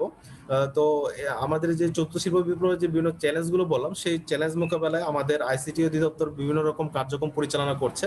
আমরা এই স্লাইডে এখন সেই সকল কার্যক্রম সম্পর্কে একটু সংক্ষেপে জানবো। তো আপনারা সবাই জানেন যে আমাদের আইসিটি অধিদপ্তর 2013 সালের 31শে জুলাই প্রতিষ্ঠিত হয়। তো প্রতিষ্ঠার পর থেকে আমরা হচ্ছে মূলত 4টি মূল স্তম্ভকে ফোকাস করে আমরা আমাদের কার্যক্রমগুলোকে পরিচালনা করে আসছি। সেই 4টি মূল স্তম্ভ হচ্ছে যে আমাদের মানব সম্পদ উন্নয়ন, আমাদের অবকাঠামো উন্নয়ন, ই-গভর্নেন্স এবং আমাদের আইসিটি শিল্পের সম্প্রসারণ। তো চৌদ্দ শিল্প বিপ্লবের মূল বিষয়, একটি গুরুত্বপূর্ণ বিষয় হচ্ছে আমাদের মানুষকে কিন্তু এই ফোরার টেকনোলজি বিভিন্ন বিষয় সম্পর্কে কিন্তু দক্ষ করে তুলতে হবে। তো সেই লক্ষ্যে আমরা কিন্তু এই যে ফ্রন্টিয়ার টেকনোলজির বিভিন্ন বিষয়ে কিন্তু বিভিন্ন গভর্নমেন্ট সরকারি কর্মকর্তা যারা রয়েছেন তাদেরকে কিন্তু আমরা বিভিন্ন ধরনের প্রশিক্ষণ কার্যক্রম পরিচালনা করছি। আমরা block chain, cyber security, software development নিয়ে ইতিমধ্যে কিন্তু আমরা অনেক কর্মকর্তাকে প্রশিক্ষণ দিয়েছি। এছাড়াও আমাদের শিপর প্রজেক্ট রয়েছে। আমাদের শিপর প্রজেক্টে আমরা ইতিমধ্যে 10,500 জন নারীকে আইটির বিভিন্ন বিষয়ে প্রশিক্ষণ দিয়েছি, এবং এই প্রকল্পেরই সেকেন্ড ফেজের মাধ্যমে আমরা ইনশাল্লাহ আরো প্রায় 25,000 জন নারীকে আইটির বিভিন্ন বিষয়ে প্রশিক্ষণ দিতে সক্ষম হব।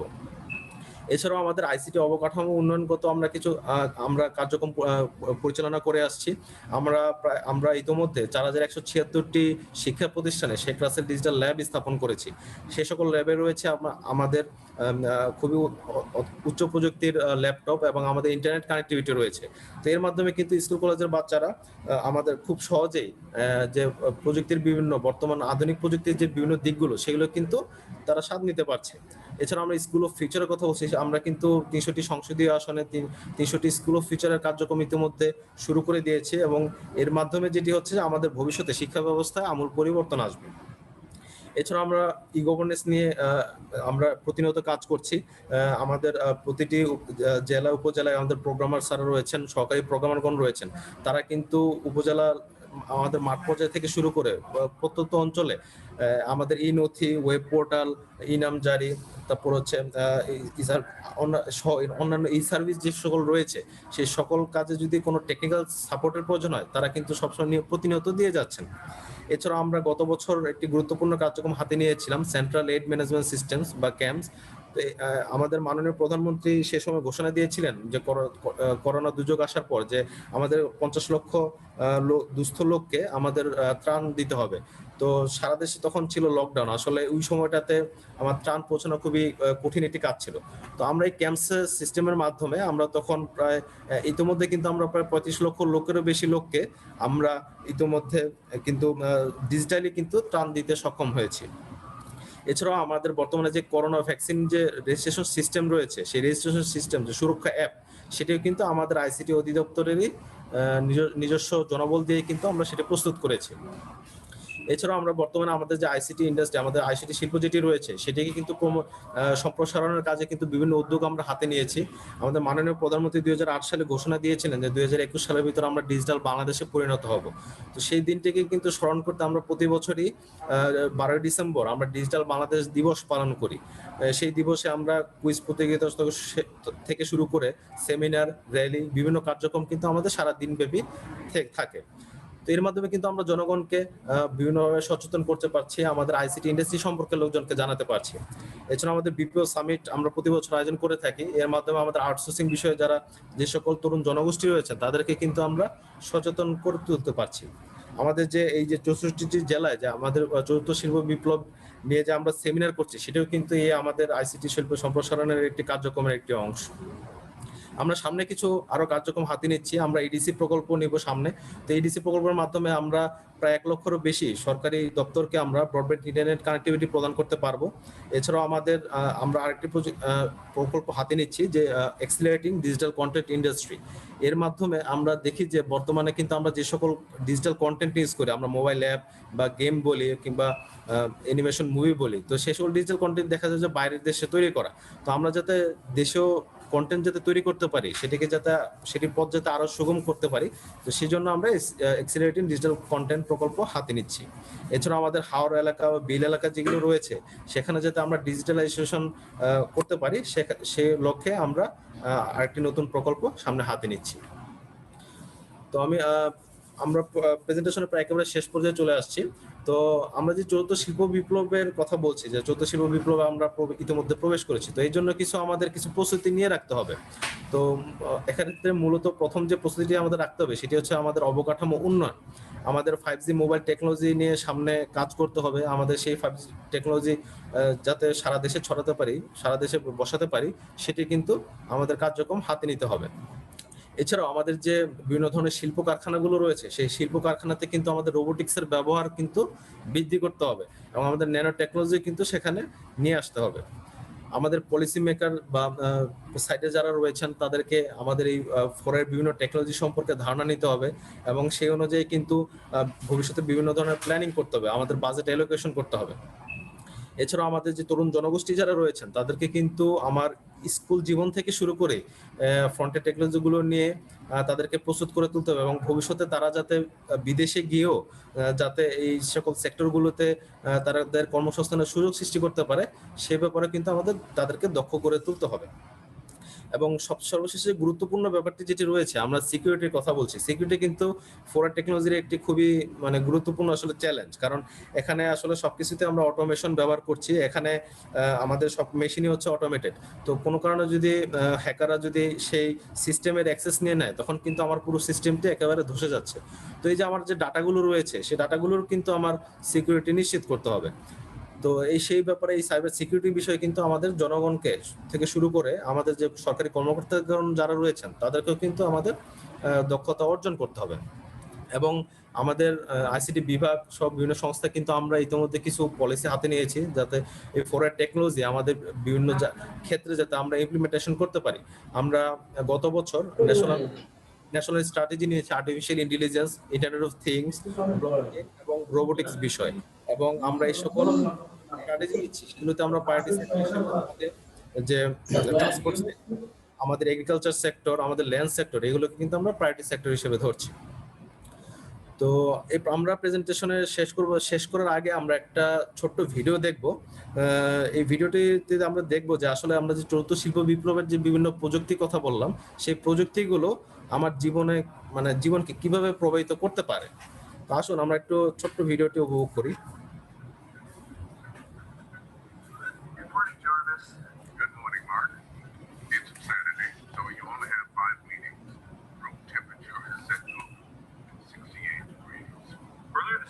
Started building a simple AI to help run our home. I talked to Jarvis using this app I built. It uses artificial intelligence to understand me and figure out what to do. Max woke up a few minutes ago, and I'm entertaining her. All right, let's go check on her. Let's practice sound magic. No. Jarvis, your Mandarin is so soothing. Jarvis also helps me get ready in the morning. Fresh shirt, fire in the home. Hell yeah.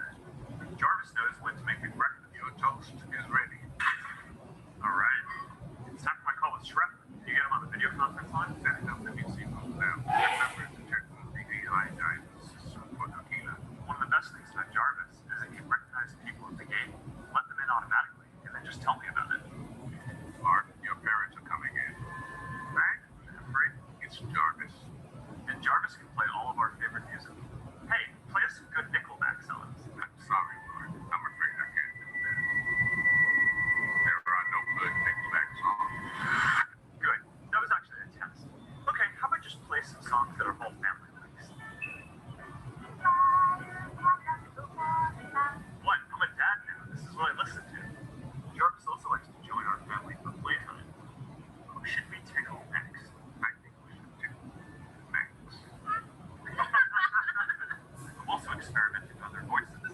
Stop her! She's getting away! Do it now! And if I don't want to talk, I can just text Jarvis through a messenger bot that I built. Yeah, my bad. So this has been pretty fun, but I need some more ideas for Jarvis, so leave them in the comments and I'll try to build some of them. All right, movie time, Jarvis. You got it, Mark. First, I need to teach you to make me some more popcorn.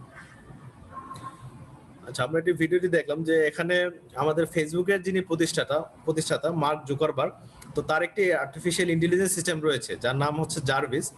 তো সেই artificial intelligence যে system সেটি কিন্তু তার যে বাসাতে সেটিতে set up করা আছে, এবং আমরা দেখতে পাচ্ছি যে সেই সিস্টেমটি কিন্তু আমার জোকারবার্গের বিভিন্ন কাজে কিন্তু বেশ ভালো সহযোগিতা করছে। তার দরজায় যদি কোনো গেস্ট আসে সেটিকে তখন কিন্তু ওই সিস্টেমটি জোকারবার্গকে জানিয়ে দিয়েছে যে আপনার দরজার সামনে একজন গেস্ট এসেছে, আপনাকে দরজা খুলতে দিতে হবে। সেখানে কিন্তু তাকে সুন্দর একটা নোটিফিকেশন দিচ্ছে। এছাড়া তার যে ছোট বাচ্চাটি রয়েছে, যার ছোট মেয়েটি রয়েছে, সেই বাচ্চাকে দেখাশোনার কাজেও কিন্তু আর্টিফিশিয়াল ইন্টেলিজেন্স সিস্টেমটি ব্যবহার করা হচ্ছে। তাকে সবসময় মনিটরিং করে রাখছে, যদি কোনো বিপদ সামনে আসে তখন জোকারবার্গকে নোটিফাই করতেছে যে হ্যাঁ আপনার বাচ্চাটি এখন সামনে কোনো বিপদে পড়তে যাচ্ছে। তো এছাড়াও যদি জোকারবার্গ কোনো গান শুনতে চায় তখন সে জাস্ট মুখে বলে কিন্তু তার যে পছন্দের যে গানগুলো রয়েছে সেগুলো কিন্তু সে লিস্ট করে সুন্দর করে শুনিয়ে দিচ্ছে। তো এইভাবে কিন্তু আমার ফরওয়ার্ড টেকনোলজি কিন্তু আমাদের জীবনে মানে ওতপ্রোতভাবে কিন্তু জড়িয়ে যাচ্ছে। তো আমার প্রেজেন্টেশনটি শেষ করছি আমাদের মাননীয় প্রধানমন্ত্রী শেখ হাসিনার একটি উক্তি দিয়ে। আমাদের মাননীয় প্রধানমন্ত্রী শেখ হাসিনা আমাদের 2017 সালে দ্য ওয়ার্ল্ড ইকোনমিক ফোরামে একটি মিটিংয়ে বলেছিলেন যে বাংলাদেশ কিন্তু চতুর্থ শিল্প বিপ্লবের চ্যালেঞ্জ মোকাবেলায় প্রস্তুত রয়েছে, এবং আমাদের যে সকল ফার্ম বা ফ্যাক্টরিগুলো রয়েছে সেগুলো কিন্তু আমরা বিভিন্ন ধরনের উদ্ভাবনী সক্ষমতা প্রয়োগ করতে আমরা কাজ করে যাচ্ছি। তো মূলত এই বলে আজকের প্রেজেন্টেশনটি এখানেই শেষ করছি। কারো যদি কোনো প্রশ্ন থাকে বা কোনো মতামত থাকে এই প্রেজেন্টেশন বিষয়ে অথবা আমাদের আজকের সেমিনার বিষয়ে, সবাইকে তা কোশ্চেন করার জন্য বা মতামত দেওয়ার জন্য আহ্বান জানাবো। এই বলে আমার প্রেজেন্টেশনটি শেষ করছি, এবং পরবর্তী জনাব আমাদের সম্মানিত উপপরিচালক মহোদয়কে অনুরোধ করছি যে মূল প্রবন্ধ সমাপ্তি টানার জন্য। ধন্যবাদ মিস্টার আসিফ, যে আপনারা প্রেজেন্টেশনটা দেখলেন, এবং আপনাদের এই সংক্রান্ত যদি কোনো প্রশ্ন থাকে আপনারা করবেন, আমরা নোট ডাউন করব, তারপর প্রশ্নের উত্তর দিতে চেষ্টা করব। আমাদের প্রধান অতিথি মহোদয় প্রশ্নের উত্তরগুলো দিবেন। এরপরে যদি প্রশ্ন না থাকে তাহলে আমরা আপনাদের কোনো যদি আলোচনা থাকে বা মতামত থাকে তাও আপনারা দিতে পারেন, ওগুলো আমরা নোট ডাউন করে রাখবো। যদি আপনাদের কোনো প্রশ্ন থাকে প্লিজ আপনারা করেন।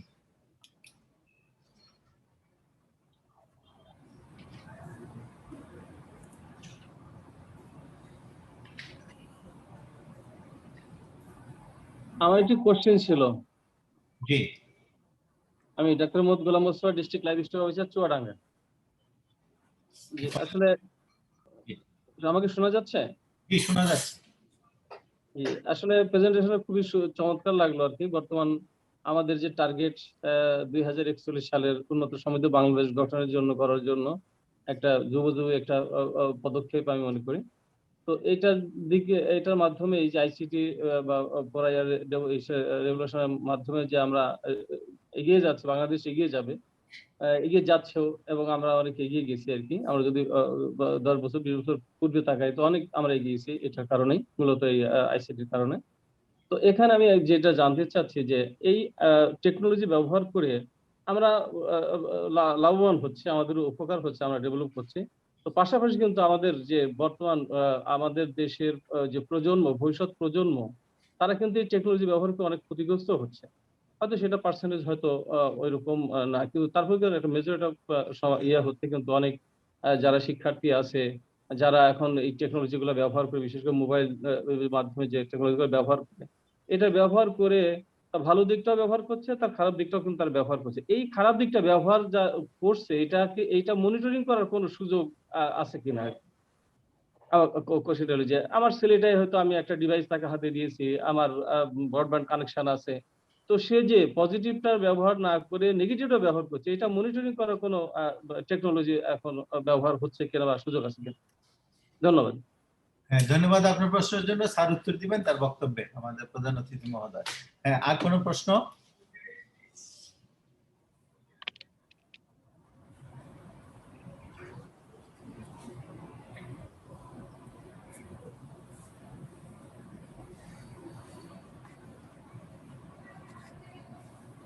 হ্যাঁ, যদি কোনো প্রশ্ন না থাকে তাহলে আমরা মতামতের দিকে চলে যেতে পারি। যদি আপনারা কেউ কোনো মতামত দিতে চান বা এই সংক্রান্ত কোনো আলোচনা করতে চান তাহলে করতে পারেন কাইন্ডলি, যদি প্রশ্ন না থাকে। হ্যাঁ, মতামতের কথা যেহেতু বলছেন, এখানে একটু মতামত আমি বলতে চাই আর কি, যে আসলে এই বাংলাদেশকে যেটা আমাদের বর্তমান আমাদের প্রধানমন্ত্রীর অভিপ্রায় যেটা, সেটি হলো যে ইনক্লুসিভ ডেভেলপমেন্ট, যে সকলকেই এই আমাদের ডেভেলপমেন্টের সম্পৃক্ত করা। তো এখানে দেখা যায় আমাদের বাংলাদেশের ক্ষেত্রে আমি বলি যে বিভিন্ন ডিপার্টমেন্ট হয়তো ইন্ডিভিজুয়ালি অনেক এগিয়ে যাচ্ছে, আর পাশাপাশি আদার যে ডিপার্টমেন্ট গুলো আছে সেগুলো কিন্তু অনেক দোনদশা রয়ে গেছে আর কি। এদিকে আমাদের মধ্যে একটু অ্যাড্রেস করা দরকার, যে লোকবল, তাদের সক্ষমতা, তাদের টেকনোলজি, তাদের লজিস্টিক সাপোর্ট, হ্যাঁ, এগুলোর বিষয়ে একটু আমি সদাই দৃষ্টি আকর্ষণ করতে চাই, যাতে মানে নীতি নির্ধারক পর্যায়ে যাতে এই বিষয়টি জানানো হয় আর কি। যে অনেকে দেখা যাচ্ছে অনেক ভালো সুযোগ সুবিধা পাচ্ছে, তারা এই ডেভেলপমেন্টে ভূমিকা রাখতে পারছে, হায়ার আদার ইম্পর্টেন্ট ডিপার্টমেন্ট বা সেক্টর রয়ে গেছে, সেটা তার টেকনোলজি এবং সাপোর্টের কারণে, লজিস্টিক সাপোর্ট বা জনবল ইত্যাদির কারণে সেই সাপোর্ট গুলো দিতে পারছে না। তো দেখা যাচ্ছে বা ডেভেলপমেন্টে বাধাগ্রস্ত হচ্ছে। সেই জন্য আমার একটু মতামত যে যাতে সকলটা যে কনসার্ন সকল ডিপার্টমেন্টকে যাতে সমভাবে সাপোর্ট দিয়ে এগিয়ে নেওয়া যায়, এটার ব্যাপারে একটু আমার পরামর্শ। ধন্যবাদ। Thank you. আসসালামু আলাইকুম, আমি ডিডি যুব উন্নয়ন একটু বলতে চাচ্ছিলাম। জি বলেন। আসলে আমরা আইসিটি মন্ত্রণালয় আজকের এই সেমিনারের জন্য ধন্যবাদ, এবং এই সেমিনারের বক্তব্য বা ক্লাস শুনে আমরা সমৃদ্ধ হয়েছি। আমরা জানি যে আজকের এই নেট দুনিয়ায়, নেট জগতে, আইটি সেক্টরে আমাদের সেই চাঁপাইনবাবগঞ্জে আম বিক্রি থেকে শুরু করে সবকিছুই হচ্ছে, কিন্তু আমরা জেলা পর্যায়ের যে ইন্টারনেট ব্যবস্থা, এইটার উন্নয়নে যদি একটু কাজ করা যায় মনে হয় আমরা আরো সুফল পাবো। কারণ আমরা দেখি নেটে সার্বক্ষণিক আমরা যে মিটিং করি নেট ডিস্টার্ব দেয়, নেট অনেক সময় ইন্টারাপ্ট হয়ে যায় জেলা এবং উপজেলা পর্যায়ে। আমাদের উপজেলা অফিসাররাও কিন্তু অনেক মিটিং টিটিং করতে সমস্যা করতেছে। আমরা মনে করি যে এই পর্যায়ে যদি গভর্নমেন্ট অথবা আইসিটি মন্ত্রণালয় বা আইসিটি অধিদপ্তর যদি একটু কাজ করে, তাহলে মনে হয় আমাদের নেট ব্যবস্থাটা আরেকটু ভালো হলে, কি ইজি হলে আমরা মনে হয় আরো ভালো সুফল পাবো বলে বিশ্বাস করি। ধন্যবাদ সবাইকে। জি থ্যাংক ইউ। আপনার প্রশ্ন উত্তর পেয়ে যাবেন আপনারা সবাই। আচ্ছা, এরপরে আর কেউ কোনো যদি মতামত দিতে চান, জেলা পর্যায়ে কর্মকর্তা বা পুলিশ সুপার মহোদয় বা অন্য কেউ যদি দিতে চান, তাহলে আপনার মতামত দিতে পারেন বা আলোচনা করতে পারেন।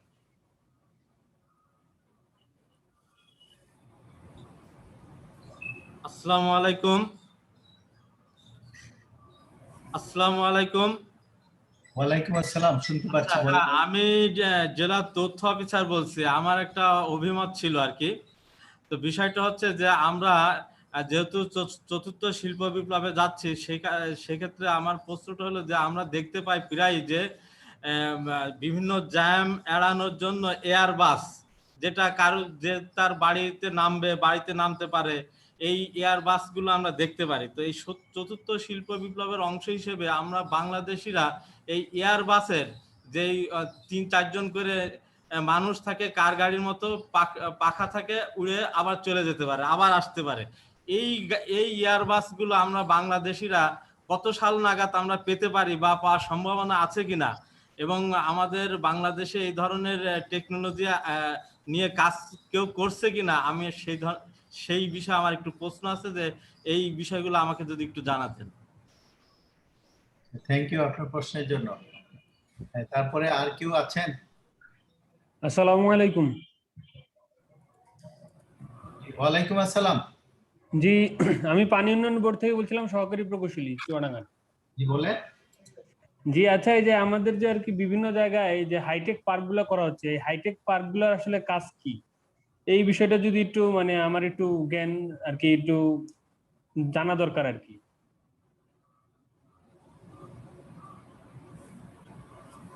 আপনার প্রশ্ন আমরা নিয়েছি, ইনশাআল্লাহ আপনি উত্তর পাবেন। তারপর আর কেউ যদি না থাকে আপনার মতামতে চলে যান। হ্যালো, আসসালামু আলাইকুম। জি, আমি সহকারী কমিশনার এবং জেলা কালচারাল অফিসার চুয়াডাঙ্গা বলছিলাম। জি বলেন। হ্যালো, জি শুনতে পাচ্ছি, বলেন। আমার যেটা জানার ছিল সেটা হচ্ছে, আমরা যে ভার্চুয়াল মানির কথা বলছি, বিটকয়েন বা ব্লকচেনের, আমি যতটুকু জানি আমাদের যে ডার্ক ওয়েব যেটা বলা হয় ইন্টারনেটের সবচেয়ে শক্তিশালী অংশ, সেইখানে আমাদের যে ইন্টারনেট ক্যাপাসিটি বা সেটাতে আসলে প্রবেশের মনে হয় না আমরা এক্সপার্টাইজ গ্রো করতে পেরেছি এখনো। তো সেই জায়গা থেকে আমাদের এই অংশটা ব্যবহারের জন্য আমাদের কি কি পদক্ষেপ গ্রহণ করা হয়েছে, অলরেডি আইসিটি মিনিস্ট্রি এই বিষয়ে কি কি পদক্ষেপ গ্রহণ করেছে, আমি এটা একটু জানতে চাচ্ছিলাম। ধন্যবাদ সবাই। থ্যাংক ইউ আপনার প্রশ্নের জন্য, আমরা নোট ডাউন করেছি, আপনার প্রশ্ন উত্তর পাবেন। তারপর আর কেউ না থাকলে আপনার মতামত দিতে পারেন, মতামত যদি থাকে বা আলোচনা যেটি হোক। আমি এডিসি শিক্ষা আইসিটি দৃষ্টি আকর্ষণ করছি, আপনাদের জেলা পর্যায়ে কি কোনো আলোচনা রাখবেন, নাকি আমরা ওই না হয় আপনাদের উপরে আমরা উপস্থাপক বরাবর আমরা করবো আর কি।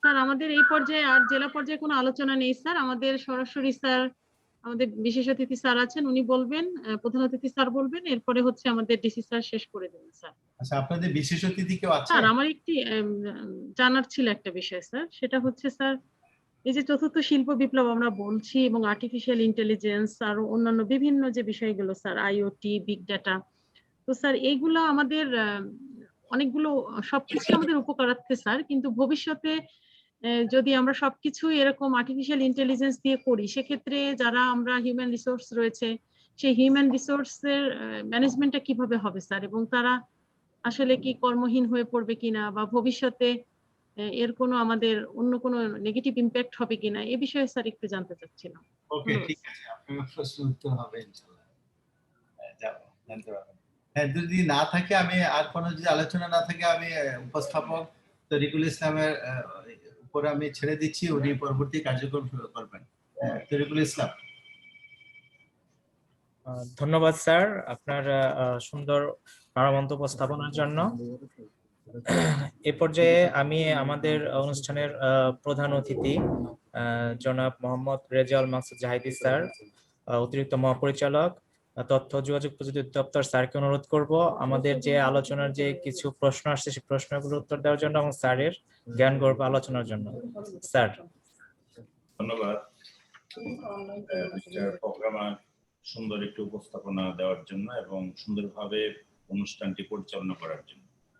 আজকে আমাদের সেমিনার কার্যক্রমে সম্মানিত সভাপতি সুযোগ্য জেলা প্রশাসক জনাব মোহাম্মদ নজরুল ইসলাম সরকার, আমাদের সঙ্গে সম্পৃক্ত রয়েছেন জেলা প্রশাসনের সম্মানিত কর্মকর্তাবৃন্দ, জেলা পর্যায়ে কর্মরত সম্মানিত কর্মকর্তাবৃন্দ, আইসিটি দপ্তরের সম্মানিত কর্মকর্তাবৃন্দ, সকলকে শুভ সকাল, শুভ অপরাহ্ন এবং আসসালামু আলাইকুম।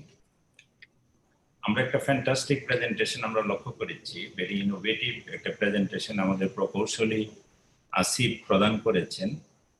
সে বুয়েটিয়ান এবং তার এই সিএসসি বিষয়ে তার প্রগাঢ় নলেজ রয়েছে, আমরা লক্ষ্য করলাম। তো একটি বিষয় আমরা চুয়াডাঙ্গা থেকে আমাদের যে সরকারি পর্যায়ের কর্মকর্তাদের আগ্রহ এবং তাদের যে প্রশ্ন, এগুলো খুবই সমসাময়িক এবং অত্যন্ত মানে আমি বলবো যে সময় উপযোগী প্রশ্নগুলো করা হয়েছে। আমি প্রত্যেকটি প্রশ্নের উত্তর দেওয়ার জন্য চেষ্টা করব আমার আলোচনার মাধ্যমে। এই বিষয়গুলোর প্রশ্ন উত্তর দেওয়া হবে। একটি বিষয় হচ্ছে যে হিউম্যান ইন্টারভেনশন ছাড়া কোনো কিছুই সম্ভব না। হিউম্যানই কিন্তু, machine is not important, man behind the machine is important. এই মানুষই কিন্তু এই বিষয়গুলো উদ্ভাবন করছে এবং ভবিষ্যতে এই বিষয়গুলো করবে। এটার জন্য আমাদের যেটা দরকার, আমাদের দরকার নলেজ, আমাদের দরকার এডুকেশন, আমাদের দরকার ট্রেনিং। এই বিষয়গুলো আমাদের লক্ষ্য রাখতে হবে। এখন আমরা জেলা পর্যায়ে সারা বাংলাদেশেই এই অনুষ্ঠানটা করছি জেলা প্রশাসকদের সহায়তায়। আমরা প্রায় 40টি জেলায় আমরা সম্পন্ন করেছি এই সেমিনারটি, আরো আমাদের 24টি জেলা বাকি রয়েছে। এই কয়েকদিনের ভিতরে আমরা সারা বাংলাদেশে অনুষ্ঠানটি করব। এখন হচ্ছে যে ডিপার্টমেন্ট অফ আইসিটি কেন এই অনুষ্ঠানটি করছে, এটির একটি প্রশ্ন রয়ে গেল। আর একটি বিষয় হচ্ছে যে সরকার থেকে কি এসেন্স দেওয়া হয়েছে এটার উপরে, এবং আমাদের প্রস্তুতি, প্রিপেয়ারনেস, আমাদের অ্যাওয়ারনেস, আমরা যে রেডিনেস এই সমস্ত বিষয়গুলো আপনাদেরকে উপস্থাপন করেছি এবং এই অনুষ্ঠানের যৌক্তিকতাটা আমি তুলে ধরবো আপনাদের সামনে। এর আগে আমি একটি কথা সবসময় বলে থাকি যে আত্মনির্ভরশীল বাংলাদেশের স্বপ্ন পূরণে তথ্য প্রযুক্তির অবদান অনস্বীকার্য, এটা সকলেই আপনারা স্বীকার করবেন।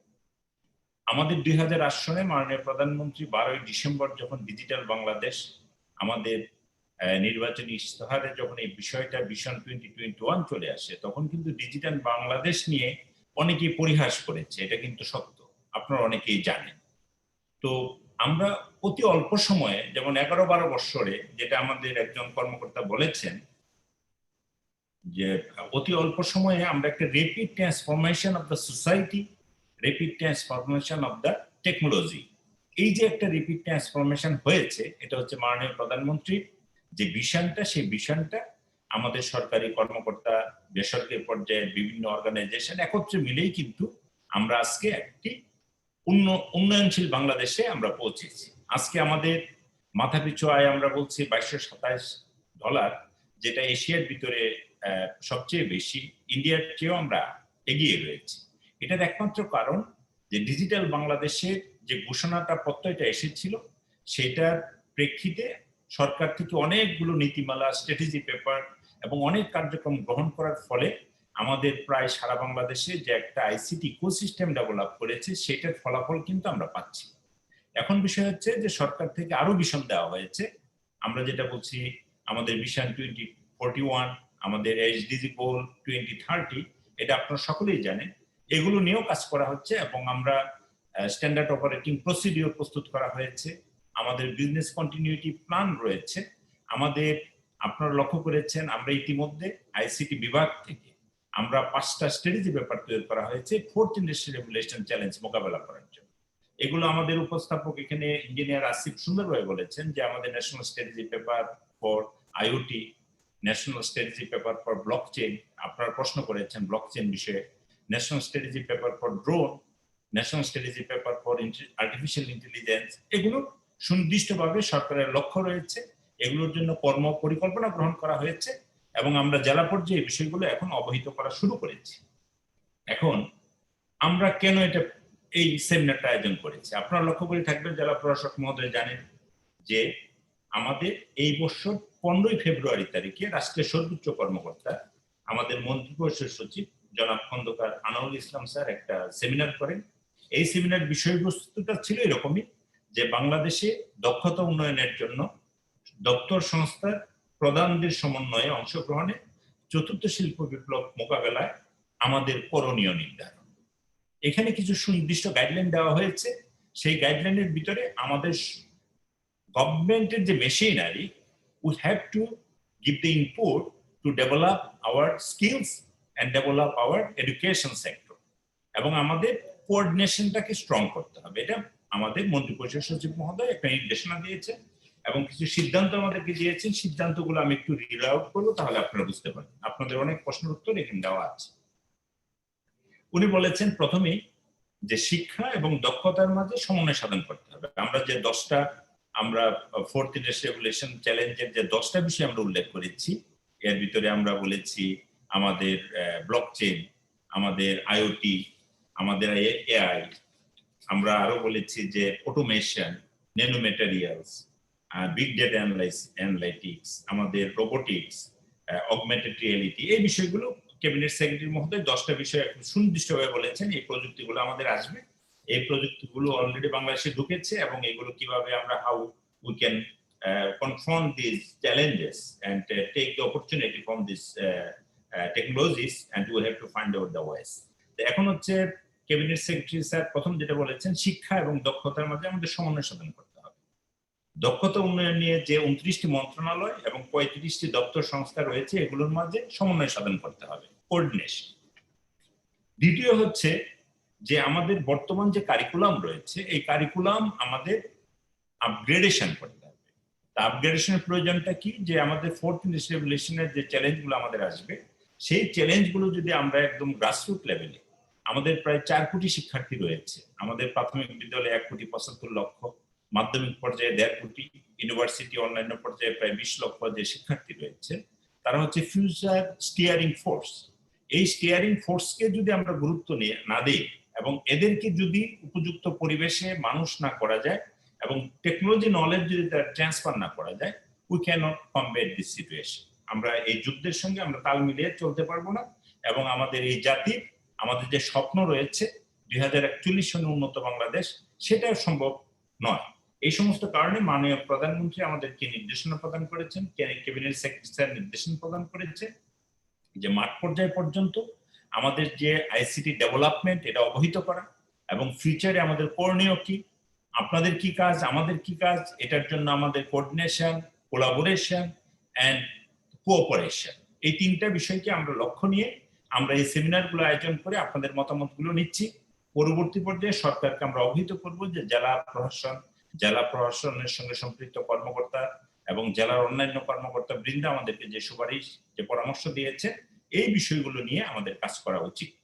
তো তৃতীয় নম্বরে উনি বলেছেন যে 2032 সালে নাগাদ বিদেশে যে শ্রমশক্তির চাহিদা তৈরি হবে তার জন্য এখন থেকে প্রস্তুতি গ্রহণ করতে হবে।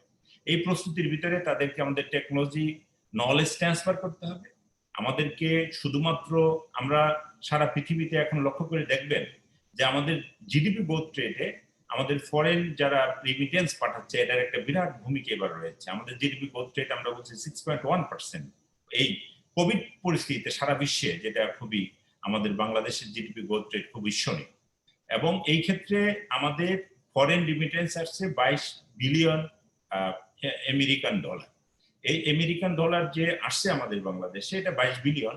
এটা যদি আমাদের যে অর্ধশিক্ষিত এবং অশিক্ষিত মানুষগুলো বিদেশ থেকে টাকাটা পাঠিয়েছে, এখন যদি এদেরকে যদি টেকনোলজি নলেজটা থাকতো, আমাদের যেমন আমরা বলছি যে পপুলেশন ডিভিডেন্ড আমাদের বাংলাদেশে এখনো 60% আমাদের রয়েছে এবং এটা আমাদের 2036 সন পর্যন্ত এক্সিস্ট করবে, এরপর এটা থাকবে না।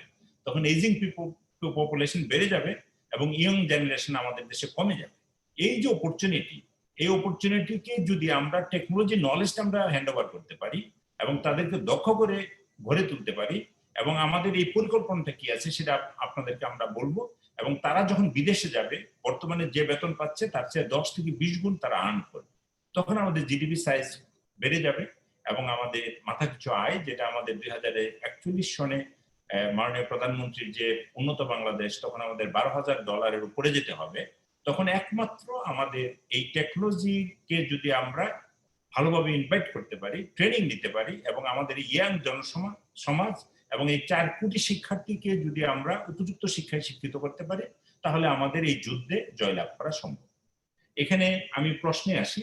আমি অনেকগুলো কথা বলেছি, এর ভিতরে প্রশ্নের উত্তর আপনারা পেয়েছেন। এখানে আমাদের প্রথমেই এডিসি আইসিটি এবং এডুকেশন মনিরা পারভিন অত্যন্ত যৌক্তিক একটা বিষয় বলেছেন। উনি বলেছেন যে আমরা সকলেই প্রযুক্তির সাথে সম্পৃক্ত হচ্ছি। একটা কথা মনে রাখবেন, এখন বলা হচ্ছে technology will define our humanity future. আমাদের ভবিষ্যৎ প্রজন্ম এবং ভবিষ্যৎকে নির্ধারণ করবে টেকনোলজি এবং কি ধরনের ডিস্ট্রাকটিভ চেঞ্জ আসবে এটা আমরা কেউ কল্পনা করতে পারিনি। এখন ধরেন আমাদের প্রথম শিল্প বিপ্লব, দ্বিতীয় শিল্প বিপ্লবের কথা আপনারা বলেছেন। দ্বিতীয় শিল্প বিপ্লবে মাত্র 17% মানুষ প্রভাবিত হয়েছিল, উপকার পেয়েছিল। থার্ড শিল্প বিপ্লব যেটা আমরা বলছি, আইসিটি টেকনোলজির কথা বলছি, এখানে আমাদের 50% মানুষ এই সুযোগটা পেয়েছে। আর ফোর্থ ইন্ডাস্ট্রিয়াল রেভলিউশন যেটা আমরা বলছি অতি অল্প সময়ে চলে আসছে এবং এই সারা পৃথিবীতে, এটা কিন্তু সারা পৃথিবী প্রত্যেকটা মানুষকে টাচ করেছে। এখন এই পরিস্থিতিতে টেকনোলজি যদি আমাদের ফিউচারকে ডিফাইন করে এবং আমাদেরকে পরিচালিত করে, এই টেকনোলজির সঙ্গে আমাদেরকে মানানসই হয়ে চলতে হবে এবং এইটাকে যদি আমরা কপ আপ না করতে পারি, তাহলে এই ডেভেলপমেন্টের যে প্ল্যাটফর্ম আছে সারা পৃথিবী, সেটাও আমরা ধরতে পারবো না এবং মাননীয় প্রধানমন্ত্রীর ভিশনও আমাদের অর্জন করা কঠিন হয়ে যাবে। এই সমস্ত কারণে এই টেকনোলজির উপরে ডিপেন্ড করে আমাদের চলতে হবে। এখন হচ্ছে এই বিষয়টাকে আমরা বলি সবসময় technology has a two ends, দুইটা সাইড, একটা হচ্ছে ব্যাড সাইড, একটা হচ্ছে গুড সাইড। আমাদের যেমন ডিএলও সাহেব এই প্রশ্নটা করেছে, technology has two sides effect, one হচ্ছে ব্যাড সাইড এন্ড আদার হচ্ছে good side. And how can we take the good side depend on the nations, depend on the people.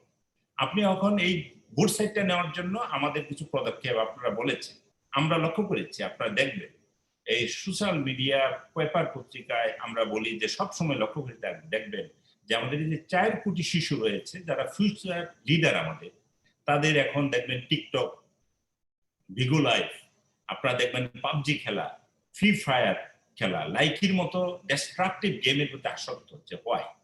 এটার কারণটা কি? We have to find out the ways why they are engaging in the destructive games. তারা যে বিভিন্ন ধরনের গেমসে আসক্ত হচ্ছে, এটা হচ্ছে যে আমাদের কিছু দুর্বলতা রয়েছে, অভিভাবকদের কিছু দুর্বলতা রয়েছে। আজকের ব্যাপারে দেখেন আমাদের মাননীয় স্বরাষ্ট্রমন্ত্রী বলেছেন যে শিশুরা এগুলো খেলছে, অভিভাবকরা কি করছে? অভিভাবকদেরও দায়িত্ব রয়েছে। হ্যাঁ, এখন হচ্ছে রাষ্ট্রীয়ভাবে আমরা এই বিষয়গুলোকে ফেস করার জন্য, যেমন আমাদের মোবাইল গেমস অ্যাপ্লিকেশন একটা আমাদের বড় একটা প্রজেক্ট রয়েছে, যার মাধ্যমে আমরা খুবই ক্রিয়েটিভ গেম আমরা তৈরি করছি, যাতে আমাদের ইতিহাস, ঐতিহ্য, বাংলাদেশের যে সংস্কৃতি, এগুলোর উপর ভিত্তি করে আমরা বিভিন্ন ধরনের গেম আমরা তৈরি করে আমরা সারা বাংলাদেশের শিক্ষার্থীদেরকে এবং বিদেশেও আমরা এগুলো রপ্তানি করা হচ্ছে, যার ফলে আমাদের শিক্ষার্থীদের ক্রিয়েটিভ মাইন্ড গ্রো করবে এবং তারা আমাদের শিক্ষা সংস্কৃতি সম্পর্কে জানতে পারবে এবং এই সমস্ত ব্যাড ইফেক্ট থেকে, যেমন আমাদের টিকটক, বিগো লাইফ, আমাদের পাবজি, ফ্রি ফায়ার, এই সমস্ত লাইকি, এই সমস্ত ডিস্ট্রাকটিভ গেম থেকে তারা দূরে চলে আসবে। এই ক্ষেত্রে আমাদের অভিভাবক আমাদেরকে সচেতনতা আমাদের সৃষ্টি করতে হবে এবং আমাদের সকলকে মিলে এখানে কাজ করার একটা প্ল্যাটফর্ম তৈরি করতে হবে। আরেকটি বিষয় হচ্ছে এখানে আপনাদের এখানে আসছে যে এই এডিসি আইসিটি, যে negative impact of the human resource ডেভেলপমেন্টে আমাদের বেকার হবে। আসলে এটা ঠিক, মানে আমরা বলছি যে ফোর্থ ইন্ডাস্ট্রি রেভলিউশন চ্যালেঞ্জ আসার সঙ্গে সঙ্গে কিছু লোক পদক্ষ এবং স্বল্প দক্ষ লোকগুলো বেকার হবে এবং তাদের জন্য অল্টারনেটিভ কাজের সুবিধা আমাদের তৈরি করতে হবে। এটার জন্য সরকার থেকে আমরা এখানে প্রশ্ন চলে আসছে যে আমাদের 28টি হাইটেক পার্ক, আমাদের শিফট যেটাকে আমরা বলছি Sheikh Hasina frontier technology institute, আমাদের আইডিয়া প্রজেক্ট, আমাদের শেখ হাসিনা ডিজিটাল ল্যাব, আমাদের হচ্ছে ইনকিউবেশন সেন্টার সারা বাংলাদেশে তৈরি করা হচ্ছে। এগুলো তৈরি করার কারণটা কি? এগুলো তৈরি করার কারণ হচ্ছে যে আমরা যে সমস্ত পরিকল্পনাগুলো সরকার নিয়েছে, একটা কম্প্রিহেন্সিভ একটা পরিকল্পনা, সেই পরিকল্পনার মাধ্যমে আমাদের শিক্ষার্থীদেরকে এখানে এঙ্গেজ করতে হবে, আমাদের যুব সমাজকে এঙ্গেজ করার ব্যবস্থা করা হয়েছে। প্রত্যেকটি পদক্ষেপই আমাদের স্ট্যান্ডার্ড অপারেটিং প্রসিডিউর অনুসারে আমরা সারা বাংলাদেশে এগুলো পর্যায়ক্রমে গ্রহণ করা হচ্ছে এবং রুল আউট করা হচ্ছে। এই প্ল্যানগুলো যখন ইমপ্লিমেন্টেশনে যাবে তখন কিন্তু আমাদের এই প্রশ্ন উত্তরগুলো চলে আসবে। যে negative impact, always negative impact থাকবে, বাট এইটাকে মিনিমাইজ করার জন্য সরকার থেকে যেমন ট্রেনিং এর ব্যবস্থা আমরা করেছি, আমরা যেমন ছেলে মেয়েদেরকে পাঠ্যক্রমে আকর্ষণ করার জন্য আমরা প্রায় শেখ হাসিনা ডিজিটাল ল্যাব এবং স্কুল অফ ফিউচারে, যেটা আমাদের উপস্থাপক বলেছেন, আমরা 4000 ডিজিটাল কন্টেন্ট তৈরি করবো। এগুলো হচ্ছে 2D এবং 3D ভার্সন। এটা কিরকম, আপনারা যারা ডিজিটাল কন্টেন্ট সম্পর্কে আইডিয়া রয়েছে তারা বুঝতে পারবেন যে আমাদের যে ট্রেডিশনাল লেখাপড়ার যে ছেলে মেয়েরা আগ্রহটা কমে যাচ্ছে, তাদেরকে এই টেকনোলজি বেসড এডুকেশন দিয়ে আমাদের এই এডুকেশন যে প্ল্যাটফর্ম এবং আমাদের কন্টেন্ট রয়েছে, এগুলোকে খুবই লুক্রেটিভ করে তাদের সামনে উপস্থাপন করা, যাতে তারা পাঠ্যক্রম মুখস্থ করার চেয়ে ক্রিয়েটিভিটি মাইন্ড গ্রো করে, তারা যাতে বুঝতে পারে আধুনিক শিক্ষাটা কিভাবে গ্রহণ করতে হয়। সেটার জন্য আমরা এই এলএমএস সিস্টেম দাঁড় করিয়েছি। এখানে আপনাদের একটা বিষয় দেখানো হয়েছে যে আমরা প্রতিটি সংসদীয় আসনে একটি করে স্কুল আমরা তৈরি করব। সারা বাংলাদেশের জেলা প্রশাসক মহোদয়গণ তালিকাগুলো আমাদেরকে দিয়েছেন মাননীয় সংসদ সদস্যদের কাছ থেকে সংগ্রহ করে। আমরা অলরেডি কাজ শুরু করেছি। এগুলোতে আমরা ফোর্থ ইন্ডাস্ট্রি রেভলিউশন চ্যালেঞ্জ মোকাবেলা করার জন্য আমরা 3D প্রিন্টার দিব, এগুলোতে এমআর টুলস আমরা দিব, যেটা আমাদের উপস্থাপক বলেছেন। আমরা এগুলোতে লেবু সেট দিব, Arduino starter kit, MacBook ultimate দিব, যাতে করে লার্নিং স্পেস গুলো আমাদের প্রান্তিক পর্যায়ের শিশুরা এই টেকনোলজির সুবিধাগুলো ধরতে পারে এবং টেকনোলজি কিভাবে চেঞ্জ হচ্ছে এই বিষয়গুলো তারা বুঝতে পারে। এই ডিজিটাল ডিভাইড দূর করার জন্য মাননীয় প্রধানমন্ত্রীর যে নির্দেশনা রয়েছে, সেই নির্দেশনা অনুসারে আমরা একদম প্রান্তিক পর্যায়ে সারা বাংলাদেশের 300 স্কুলে আমরা এগুলো স্কুল অফ ফিউচার হিসেবে তৈরি করছি। এগুলো হচ্ছে ফিনল্যান্ডের অনুসরণে এবং প্রত্যেকটি স্কুলে আমরা 6টি করে এলইডি স্মার্ট প্যানেল দিব, ভেরি ইন্টারেক্টিভ। আপনার দেশীয় বিদেশ যে কোনো ধরনের কন্টেন্ট এখানে নিয়ে আসা যায় এবং এইগুলোর মাধ্যমে লেখাপড়া করা যায়। তো এই ক্রিয়েটিভ মাইন্ড গ্রো করার জন্য সরকারের থেকে এই পদক্ষেপ গ্রহণ করা হয়েছে, যাতে বাংলাদেশে ঢাকা শহরে যে শিক্ষা দেওয়া হয় একদম চুয়াডাঙ্গার প্রান্তিক পর্যায়ের একটা শিশু যেন সেই শিক্ষাটা পায়, এই সরকারের এই পদক্ষেপ আমরা নিয়েছি এবং এটা রোল আউট করা হচ্ছে অলরেডি, আপনারা জানেন। এবং আমরা আগামী বছর এই ল্যাবগুলো আমরা সেট আপ করে ফেলব। আমাদের ডিডিআর, আপনি বলেছেন ইন্টারনেট কানেক্টিভিটির কথাটা অবশ্যই সঙ্গত একটি প্রশ্ন এবং সরকার থেকে প্রচুর উদ্যোগ গ্রহণ করা হয়েছে। আপনাদের জানেন ইনফো সরকার 2-তে আপনাদের 18,134টি অফিস আমরা কানেক্টেড করেছিলাম ডিপার্টমেন্ট অফ আইসিটির প্রজেক্টে। এটা ছিল ইনিশিয়াল স্টেজে আমাদের একটি প্রকল্প, যে ডিজিটাল বাংলাদেশ ঘোষণার পর 2010-11 সনে এই প্রজেক্টটা করা হয়। তো এখন অনেক অফিসে হয়তো এটা ইফেক্টিভলি কাজ হচ্ছে না। এটার পরবর্তীতে আমরা ইনফো সরকার 3 আমরা একটা প্রজেক্ট করেছি, যার মাধ্যমে আমরা 2600 ইউনিয়ন কানেক্টেড করতে সক্ষম হয়েছি সারা বাংলাদেশে, আপনারা জানেন। আরেকটি প্রজেক্ট রয়েছে কানেক্টেড বাংলাদেশ, তার মাধ্যমে প্রায় আমাদের 778টি ইউনিয়নকে কানেক্টেড করা হয়েছে। বিটিসিএল থেকে প্রজেক্ট নেওয়া হয়েছে এবং আমাদের এস্টাবলিশিং ডিজিটাল কানেক্টিভিটি একটা প্রজেক্ট রয়েছে, যার মাধ্যমে 1,15,000 অফিসকে ডেডিকেটেড ফাইবার অপটিক্যাল কানেক্টিভিটি দেওয়ার উদ্যোগ আমরা নিয়েছি। এটা অলরেডি আমাদের প্ল্যানিং এ আছে। এটা যদি অ্যাপ্রুভ হয়ে যায় তাহলে আপনাদের স্কুল কলেজ থেকে শুরু করে সরকারের প্রত্যেকটি অফিসকে সরকার থেকে ডেডিকেটেড ইন্টারনেট লাইন দেওয়া হচ্ছে। তো এই সমস্ত উদ্যোগগুলো আমাদের হাতে এবং একদম সামনে, এটা বেশি দূর নয়। তো এই সমস্ত যখন হয়ে যাবে তখন আপনাদের এই প্রশ্নের উত্তরগুলো আপনারা পেয়ে যাবেন। জেলা তথ্য অফিসার, আপনি বলেছেন যে আপনার একটা কথা আমাদের মনে রাখতে হবে, যে future is not what you see in the movies. আপনি মুভিতে যেটা দেখেন সেটা কিন্তু ফিউচার নয়। ফিউচারটা আরো ডিস্ট্রাকটিভ, আরো এমাইজিং। এটা কিন্তু আমাদের স্মরণে রাখতে হবে। এখন ইয়ারবাস এগুলো হচ্ছে যে এখন যেগুলো আমরা বিভিন্ন সামাজিক মাধ্যমে এই সমস্ত বিষয়গুলো দেখি, এগুলো এখনো আমাদের প্রস্তাবনা আসছে, আমাদের স্ট্র্যাটেজি পেপারগুলো তৈরি হয়েছে, আমাদের দেশেও উদ্যোক্তা রয়েছে। আপনারা জানেন আমাদের দেশে মাননীয় প্রধানমন্ত্রী গত নভেম্বর-ডিসেম্বর মাসে 6.5 লক্ষ ফ্রিল্যান্সারকে আইডি কার্ড দিয়েছেন। এটা কিন্তু বাংলাদেশে একটা নীরব বিপ্লব হয়েছে, যে সারা বাংলাদেশের মানুষ এখন ঘরে বসে কোটি কোটি টাকা আর্ন করার একটা সুযোগ পেয়েছে।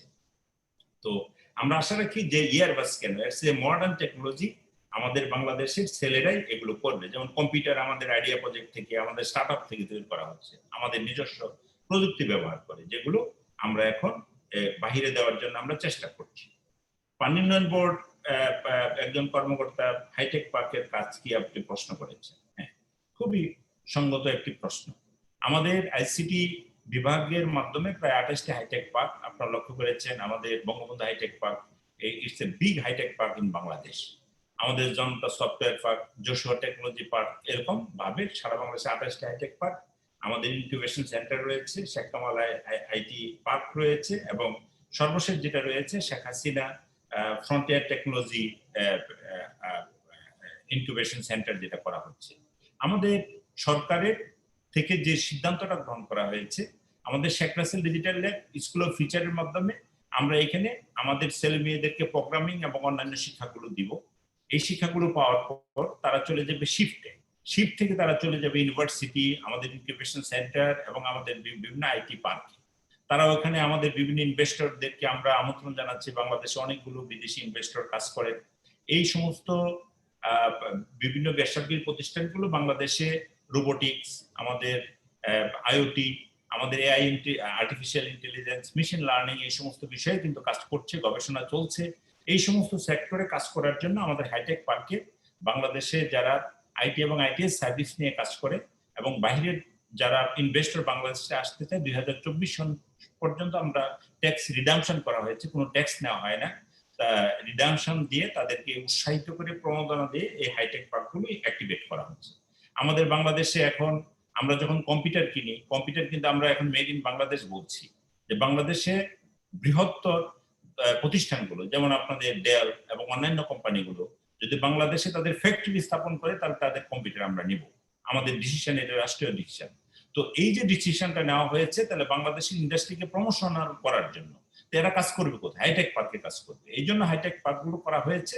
স্পেস বরাদ্দ দেওয়া হচ্ছে বিভিন্ন ইনোভেটরদেরকে, বিভিন্ন আইটি ফার্মকে, তারা এই সমস্ত আইটি পার্কে কাজ করছে। তো এটা যেহেতু ইনিশিয়াল স্টেজে, আপনারা হয়তো 2, 3, 5 বছর পরে দেখবেন যেটা ফ্লারিশিং হবে।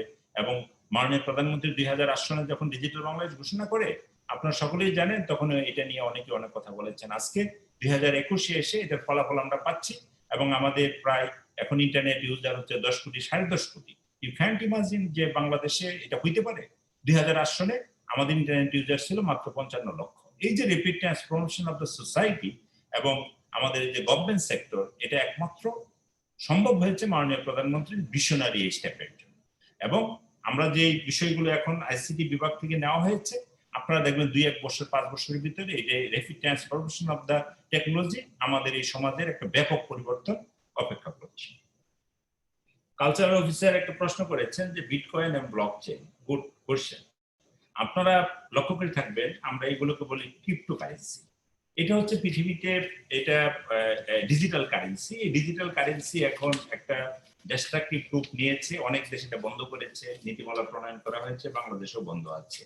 তো এইটার নিরাপত্তা রক্ষা করা এবং এক্সপার্ট এইখানে তৈরি করার জন্য আমরা অলরেডি ব্লকচেইনের উপরে আমরা প্রশিক্ষণ শুরু করেছি। আপনারা লক্ষ্য করে থাকবেন আমরা অনেক জেলা প্রশাসকের সঙ্গে আমরা এই কাজগুলো করি। আমরা ব্লকচেইন প্রশিক্ষণটা দিচ্ছি। This is the controlling point for the Bitcoin or any digital content. This is the ultimate solution is আমাদের ব্লকচেইন।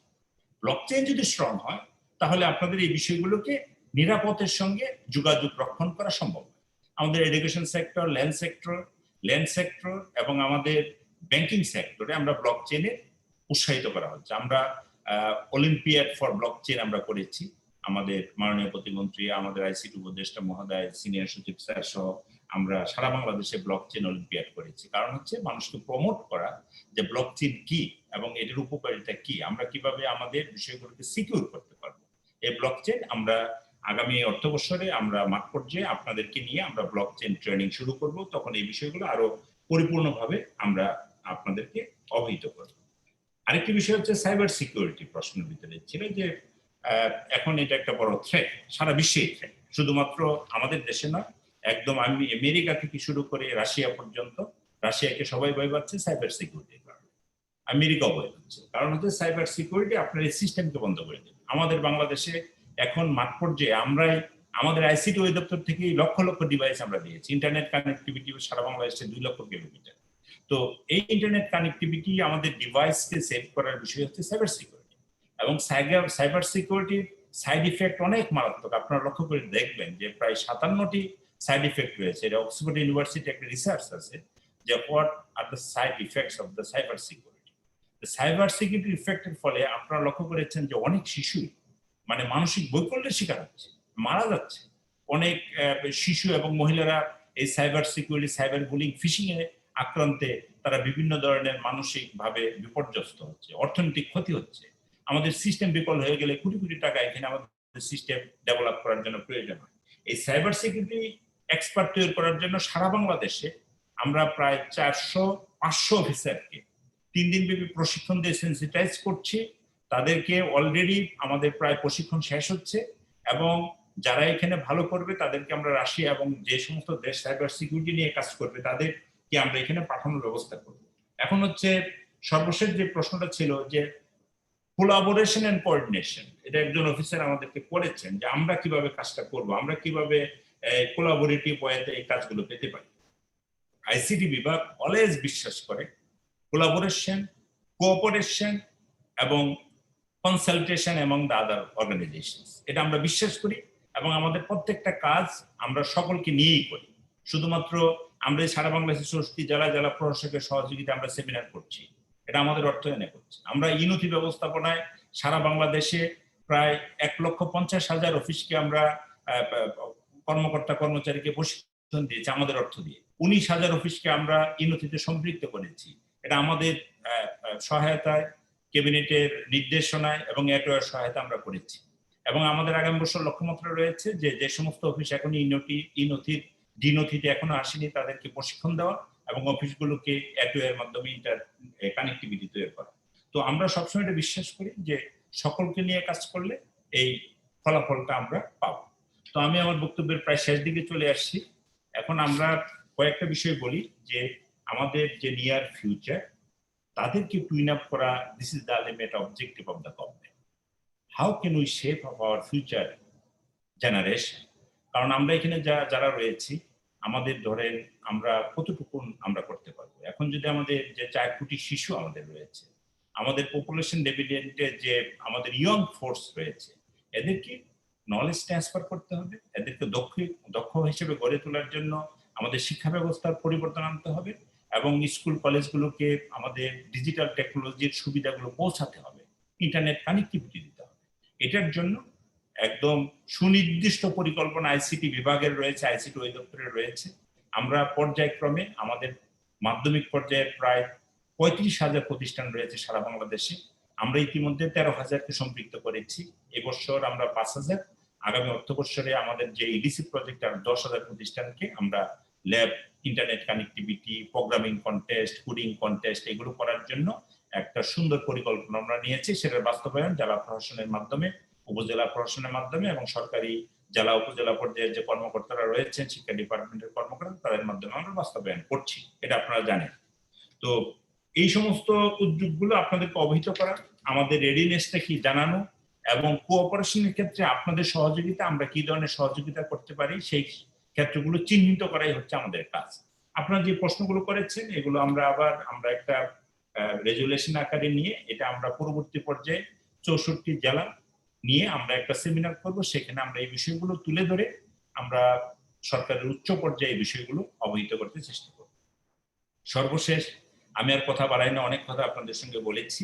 আমি একটা কথা বলতে সবসময় পছন্দ করি যে আমাদের 5 year প্ল্যান আপনারা যদি লক্ষ্য করে থাকবেন, মাননীয় প্রধানমন্ত্রী একটা কথা সুনির্দিষ্টভাবে বলেছেন যে আমাদের প্রধান লক্ষ্য হচ্ছে যে সাধারণ মানুষের জীবন মান উন্নয়ন করা, যেটাকে বলে কোয়ালিটি লাইফ। এই কোয়ালিটি লাইফ আমরা যদি করতে চাই তাহলে আমাদের দরকার ইনক্লুসিভ গ্রোথ, যেটা উপস্থাপক প্রথমে এই কথাটা বলেছিলেন যে সমন্বিত পরিকল্পনা। এই সমন্বিত পরিকল্পনা মূল প্রধানটা হচ্ছে যে আমরা যদি নিতে পারি তাহলে আমাদের যেটা হবে টোটাল ফ্যাক্টর প্রোডাকশন হবে। আমাদের যে লক্ষ্যটা রয়েছে যে 2041 সালে সুখী সমৃদ্ধশালী বাংলাদেশ, আমাদের জিডিপি গ্রোথ রেট যেটা রয়েছে এবং মাথাপিছু আয় 12,000 USD-র উপরে নিতে হবে, একমাত্র পথ হচ্ছে যদি টোটাল ফ্যাক্টর প্রোডাকশনে আমরা যাই। এটার জন্য দরকার লিভারেজিং ডিজিটাল ইকোনমি। এটা ছাড়া, নলেজ ইকোনমি ছাড়া আপনি কোনোভাবেই আমাদের 12,000 USD-র বেশি এবং বাংলাদেশ উন্নত বাংলাদেশ করাটা আমাদের জন্য একটা বিগ চ্যালেঞ্জ। এই চ্যালেঞ্জ মোকাবেলা করার জন্যই আমরা আইটি এবং আইটিএস সেক্টরকে প্রাধান্য দিয়ে বাংলাদেশ সরকার এই সেক্টরটাকে সর্বোচ্চ প্রাধান্য দিয়ে, আমরা যেমন এখন গার্মেন্টস সেক্টরকে আমরা সর্বোচ্চ সেক্টর বলি, বাট আইটি এবং আইটিএস সেক্টরই হবে আগামী 5 বছরের ভিতরে 1 নম্বর সেক্টর বাংলাদেশের রপ্তানি আয়ে, যেটা আমরা 5 বিলিয়ন USD যেটা নির্ধারণ করা হয়েছে, বেসিক্যালি এটা আরো বেড়ে যাবে। এখন এই 5 year প্ল্যানে একটা কথা বলা হয়েছে, লক্ষ্য করবেন যে এখানে 5 হেলিক্স এর কথা বলা হয়েছে। What the helix? এখানে হচ্ছে গভর্নমেন্ট, সেকেন্ড হচ্ছে research organization and universities, academia, private organization, startup and investors. এই যে 5টা অর্গানাইজেশন বাংলাদেশে, এরা যদি একত্র হয়ে কাজ করে, যেটা ইনক্লুসিভ গ্রোথের কথা বলা হয়েছে এবং আপনারা কোঅর্ডিনেশনের কথা বলেছেন, this is the ultimate goal of the government, যে সকলকে নিয়ে আমরা এই 5টা অর্গানাইজেশন যদি কাজ করি তাহলে বাংলাদেশ 2041 সনে সুখী সমৃদ্ধশালী বাংলাদেশ হবে বলে আমাদের সরকার মনে করে। এই জন্য আমাদের সকলের সহযোগিতা করা দরকার এবং আমাদেরকে একে অপরের পরিপূরক হিসেবে কাজ করতে হবে। এখানে কোনো হেজিমনি অথবা লিডারশিপ, আমরা চাই যে সকলকে নিয়ে একটা কোঅর্ডিনেশন ওয়েতে আমরা যেন কাজটা করি, তাহলে কাউকে না কাউকে রোল প্লে করতে হবে। রোল প্লের ভিতরে যারা প্রশাসক মহোদয় যারা পর্যায়ে করবেন, মাঠ পর্যায়ে তারা কাজ করবেন, আপনাদেরকে নিয়ে, আপনাদের সহযোগিতা নিয়ে, আপনাদেরকে পরামর্শ গ্রহণ করে উনি কাজ করবেন। আর কেন্দ্রীয় পর্যায়ে যারা রয়েছেন তারা কাজ করবেন, পলিসি দিবেন, আপনারা বাস্তবায়ন করবেন। এটি হচ্ছে বর্তমান সরকারের বিষয়। এই বিষয়ে যেন আমরা সকলে একসঙ্গে কাজ করতে পারি সেই প্রত্যাশা রেখে আপনাদের সকলের সুস্বাস্থ্য কামনা করে আমার কথা শেষ করছি। এবং আমি আজকে অত্যন্ত আনন্দিত যে চুয়াডাঙ্গা জেলা থেকে আমাদের যে কর্মকর্তারা অত্যন্ত মূল্যবান যে সমস্ত পরামর্শ এবং প্রশ্নগুলো করেছেন তাদের সকলকে আমি আন্তরিক ধন্যবাদ দিই, কৃতজ্ঞতা জানাই। আর সুযোগ্য জেলা প্রশাসক মহোদয়, আমার অনুজ সহকর্মী, অত্যন্ত বিজ্ঞ লোক উনি, ওনাকে ধন্যবাদ দিই যে এত সুন্দর একটি অনুষ্ঠান করার জন্য এবং দীর্ঘ সময় আমাদের সঙ্গে সম্পৃক্ত ছিলেন এই জন্য। জেলা প্রশাসনের কর্মকর্তাদেরকে ধন্যবাদ। আইসিটি অধিদপ্তরের যে সমস্ত কর্মকর্তা মাঠ পর্যায়ে প্রোগ্রামার সহকারী প্রোগ্রামার রয়েছেন তাদেরকে ধন্যবাদ দিয়ে আমার কথা শেষ করছি। আল্লাহ হাফেজ, সকলে ভালো থাকবেন। ধন্যবাদ স্যারকে তার জ্ঞানগর্ভ এবং তথ্যবহুল বক্তব্যের জন্য। আমাদের চুয়াডাঙ্গা জেলাতে আপনারা জানেন যে গত বছর ক্যাম্পস সফটওয়্যারের মাধ্যমে মাননীয় প্রধানমন্ত্রীর ত্রাণ কার্যক্রমের 50,000 সুবিধাভোগীকে ত্রাণ দেওয়া হয় এবং সুরক্ষা সফটওয়্যারটা আছে সেটাও আমাদের তথ্য যোগাযোগ প্রযুক্তি দপ্তরের প্রোগ্রামার দ্বারা তৈরি। সেখানে আমাদের চুয়াডাঙ্গা জেলায় এ পর্যন্ত 66,624 জন ভ্যাকসিন গ্রহণকারী আবেদন করেছেন। এর মধ্যে প্রথম ডোজ সম্পন্ন করেছেন 57,470 জন। তো এই কাজগুলো আমরা আমাদের জেলা পর্যায়ের অফিস সময়ের সাথে আমাদের জেলা প্রশাসক স্যারের সাথে সমন্বয়ে আমরা করতেছি। আর এ পর্যায়ে আমি আমাদের জেলা প্রশাসক স্যারকে তার সমাপনী বক্তব্যের জন্য স্যারকে অনুরোধ করছি। স্যার।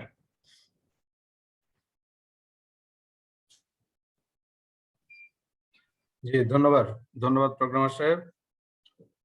আজকের তথ্য প্রযুক্তি কার্যক্রম বিকাশে চতুর্থ শিল্প বিপ্লবের চ্যালেঞ্জ মোকাবেলায় আইসিটি অধিদপ্তরের করণীয় শীর্ষক সেমিনার এই চুয়াডাঙ্গা জেলায় আয়োজন হয়েছে। এখানে প্রধান অতিথি হিসেবে আমাদের সাথে যুক্ত ছিলেন জনাব মোহাম্মদ রেজাউল মাকসুদ জাহিদি, অতিরিক্ত মহাপরিচালক যুগ্ম সচিব তথ্য যোগাযোগ প্রযুক্তি অধিদপ্তর।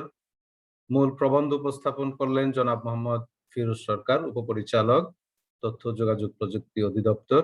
ওনার সাথে সহযোগী হিসাবে একজন ছিলেন দেখলাম। তারপর আজকে দেখলাম খুব ইন্টারেক্টিভ যে একটা সেমিনার হয়েছে, সেই ইন্টারেক্টিভ সেমিনারকে যারা প্রাণবন্ত করে তুলেছেন অংশগ্রহণকারী বৃন্দ, এবং এই আয়োজনে সহযোগিতা করেছেন আমাদের প্রোগ্রামার সাহেব এবং অতিরিক্ত জেলা প্রশাসক শিক্ষা ও আইসিটি, তথ্য অধিদপ্তর অন্যান্য কর্মকর্তা বৃন্দ, আসসালামু আলাইকুম। তো আমি আসলে খুব বেশি কথা বলবো না। আমি প্রথম দিকে কিছু বক্তব্য সুন্দরভাবে শুনতে পেরেছি, তারপর প্রবন্ধ উপস্থাপনাটাও 50% শুনতে পেরেছিলাম। আসলে আমাদের আরেকটা বিভাগীয় কমিশনার স্যারের সাথে মিটিং, তারপর অনেক লোকজন চলে এসেছিল, তাদের সাথে মাঝখানে কথা বলতে হয়েছে, এই জন্য পুরোটা মনোযোগ দিয়ে শুনতে পারিনি। তো আমি মিস করে গেছি, কারণ আমার কাছে প্রথমেই আজকের এই বিষয়টা দেখে আমার কাছে মনে হয়েছিল একটা নতুন বিষয়, নতুন বিষয়ের সাথে পরিচিত হতে যাচ্ছি। আমরা যদিও 2013 সাল থেকে শুরু হয়েছে এই শিল্প বিপ্লব, কিন্তু এটার সাথে আমার মনে হয় সবাই এখনো খুব ভালোভাবে যে পরিচিত সেরকম কিন্তু না এটার সাথে। তো তারপর বিষয়টা সম্পর্কে জানা, আমরা সামনে আরো কি কি করতে যাচ্ছি, সব বিষয়গুলি দেখলাম আমি প্রেজেন্টেশনে ছিল। আগের 3টা বিপ্লব কি ছিল, তারপর চতুর্থ বিপ্লব কি, এই বিপ্লব থেকে আমরা কি কি পেতে যাচ্ছি, এর চ্যালেঞ্জ গুলি কি, কি কি প্রবলেম আমরা ফেস করতে পারি, এগুলিকে মোকাবেলা কিভাবে করতে হবে, বাংলাদেশ আমরা বর্তমানে এই চতুর্থ বিপ্লবের কোন স্টেজে আছি, কি করছি, আগামী দিনে কি করব, কি চ্যালেঞ্জ মোকাবেলা করবো, এই সবগুলো বিষয় নিয়ে অত্যন্ত চমৎকার ভাবে আসলে আলোচনা হয়েছে। তো প্রধান অতিথি মহোদয় অত্যন্ত সুন্দরভাবে বিষয়গুলি তুলে ধরেছেন, এই জন্য স্যারকে আমি চুয়াডাঙ্গা জেলা প্রশাসন তথা যারা এখানে কানেক্টেড আছেন সবার পক্ষ থেকে স্যারকে অনেক ধন্যবাদ এবং কৃতজ্ঞতা জানাচ্ছি। আমরা একটা জিনিস মানে আমি এটা দেখতে দেখতে আমার কাছে একটা পেপার ছিল, সেটা দেখলাম যে প্রতিটা বিপ্লবই কিন্তু প্রথম শিল্প বিপ্লব থেকে দ্বিতীয়টা থেকে তৃতীয়, প্রত্যেক জায়গায় প্রায় 100 বছরের মতো পার্থক্য ছিল, কিন্তু সর্বশেষ যে মানে শিল্প বিপ্লব এর থেকে কিন্তু চতুর্থ শিল্প বিপ্লবের পার্থক্যটা খুবই কম। কারণ 1900 উপস্থাপনা দেখলাম 1990 দেখিয়েছে, কিন্তু আমার এই পেপার বলতেছে 1960 সালে তথ্য প্রযুক্তি যে উদ্ভাবন হয়েছে তখন থেকে তৃতীয় শিল্প বিপ্লব শুরু, তার থেকেও 2013, খুব অল্প সময়, 100 বছর আমাদের লাগে নাই। এর কারণ আসলে তথ্য প্রযুক্তির যুগে আমরা প্রবেশ করার ফলে কিন্তু আমাদের সবকিছু সিদ্ধান্ত গ্রহণ থেকে শুরু করে নতুন নতুন আবিষ্কার করা, নতুন নতুন কোনো কিছুর দিকে যাওয়া, এটা কিন্তু আমাদের খুব ত্বরান্বিত হয়েছে। যেমন আলোচনার সময় উপস্থাপক বলছিলেন যা আগে যখন মহামারী দেখা দিত আমাদের যে কোনো একটা ভ্যাকসিন পেতে 10-15 বছর পর্যন্ত অপেক্ষা করা লাগছে, আর বর্তমানে দেখেন আমরা 1 বছরের মাথাতেই ভ্যাকসিন পেয়ে গেছি। এটা কিন্তু আসলে তথ্য প্রযুক্তিরই আবিষ্কার। তারপর আরো একটা বিষয় আমি সবসময় যেটা মানে গুরুত্বের সাথে সব জায়গায় বলার চেষ্টা করি, যে এই তথ্য প্রযুক্তির যোগ হওয়ায় আমরা যখন দেশ স্বাধীন করি 1971 সালে জাতির পিতা বঙ্গবন্ধু শেখ মুজিবুর রহমানের নেতৃত্বে, সেই 1971 সালে আমাদের দেশে জনসংখ্যা ছিল 7 কোটি।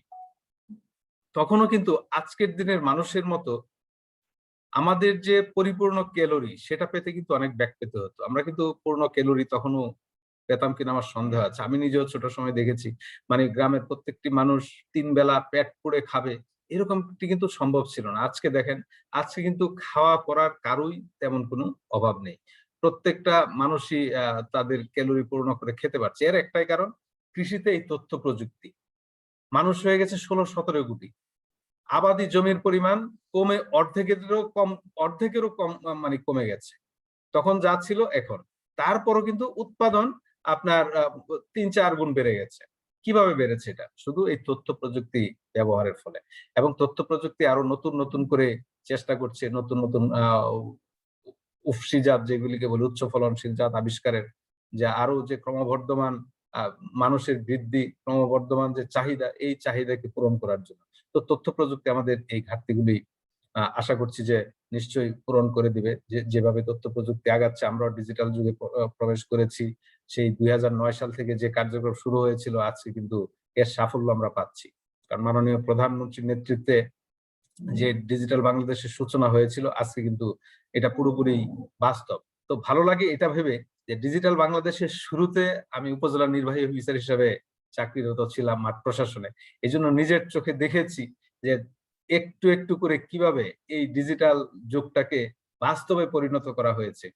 সেই প্রত্যন্ত অঞ্চলে যেখানে কারেন্ট নেই, কম্পিউটার নেই, মানুষ কম্পিউটার সম্পর্কে জানে না, হ্যাঁ, এই সব জায়গাতে কিভাবে আমরা মানুষকে ওই কম্পিউটার সেট করে দিয়েছি, ইন্টারনেট সেট করে দিয়েছি, তারপর প্রজেক্টর সেট করে দিয়েছি। সেই প্রজেক্টরের মাধ্যমে মানুষকে বিভিন্ন তথ্য প্রযুক্তিতে মানুষকে আস্তে আস্তে ইউজ টু করেছি। একই সাথে আজকে চাকরি করার জন্য ইউডিসিতে লাইন লাগে, এবং তারা দেখলাম যে ওই যে কি বলে, একটা পদে চাকরির জন্য মামলা মোকদ্দমাও করতে পারে।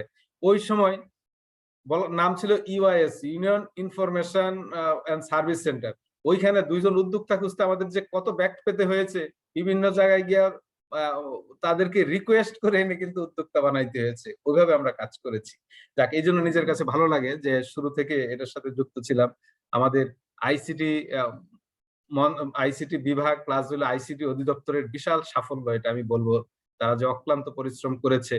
কয়েকদিন আগেও আমরা যখন একটা ট্রেনিং করছিলাম, আইসিটি বিভাগের সচিব স্যার আমাদের সাথে কানেক্টেড ছিলেন, তখনও স্যারের সাথে শেয়ার করছিলাম, স্যারও বিষয়গুলি শেয়ার করছিলেন। খুব ভালো লাগছিল যে শুরু থেকে আজকের এই উত্থান, আজকের এই অবস্থানে আসা।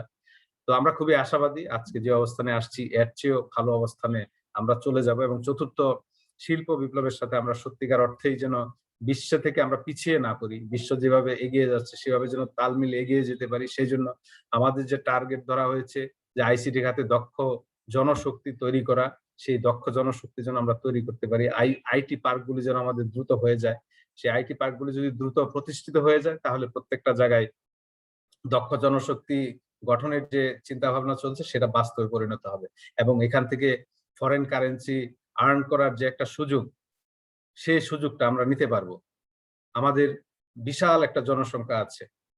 এই জনসংখ্যাকে যদি কাজে লাগানো যায় এই খাতে, তাহলে নিঃসন্দেহে আপনার ওয়ার্ল্ড ব্যাংক, আইএমএফ যেটা ধারণা করছে যে বাংলাদেশ একসময় এইটাকে অনেকটা নেতৃত্ব দিতে যাচ্ছে আগামী এই বিশ্বটাকে, এই শিল্প বিপ্লবটাকে, সেটা বাস্তবে পরিণত হবে। এবং আমরা সত্যিকার অর্থে, স্যার বলতেছিলেন প্রধান অতিথি মহোদয়, যে $12,500 যে আমরা যাবো 2041 সালে, সেখানে যেতে হলে আমাদের কি কি করতে হবে।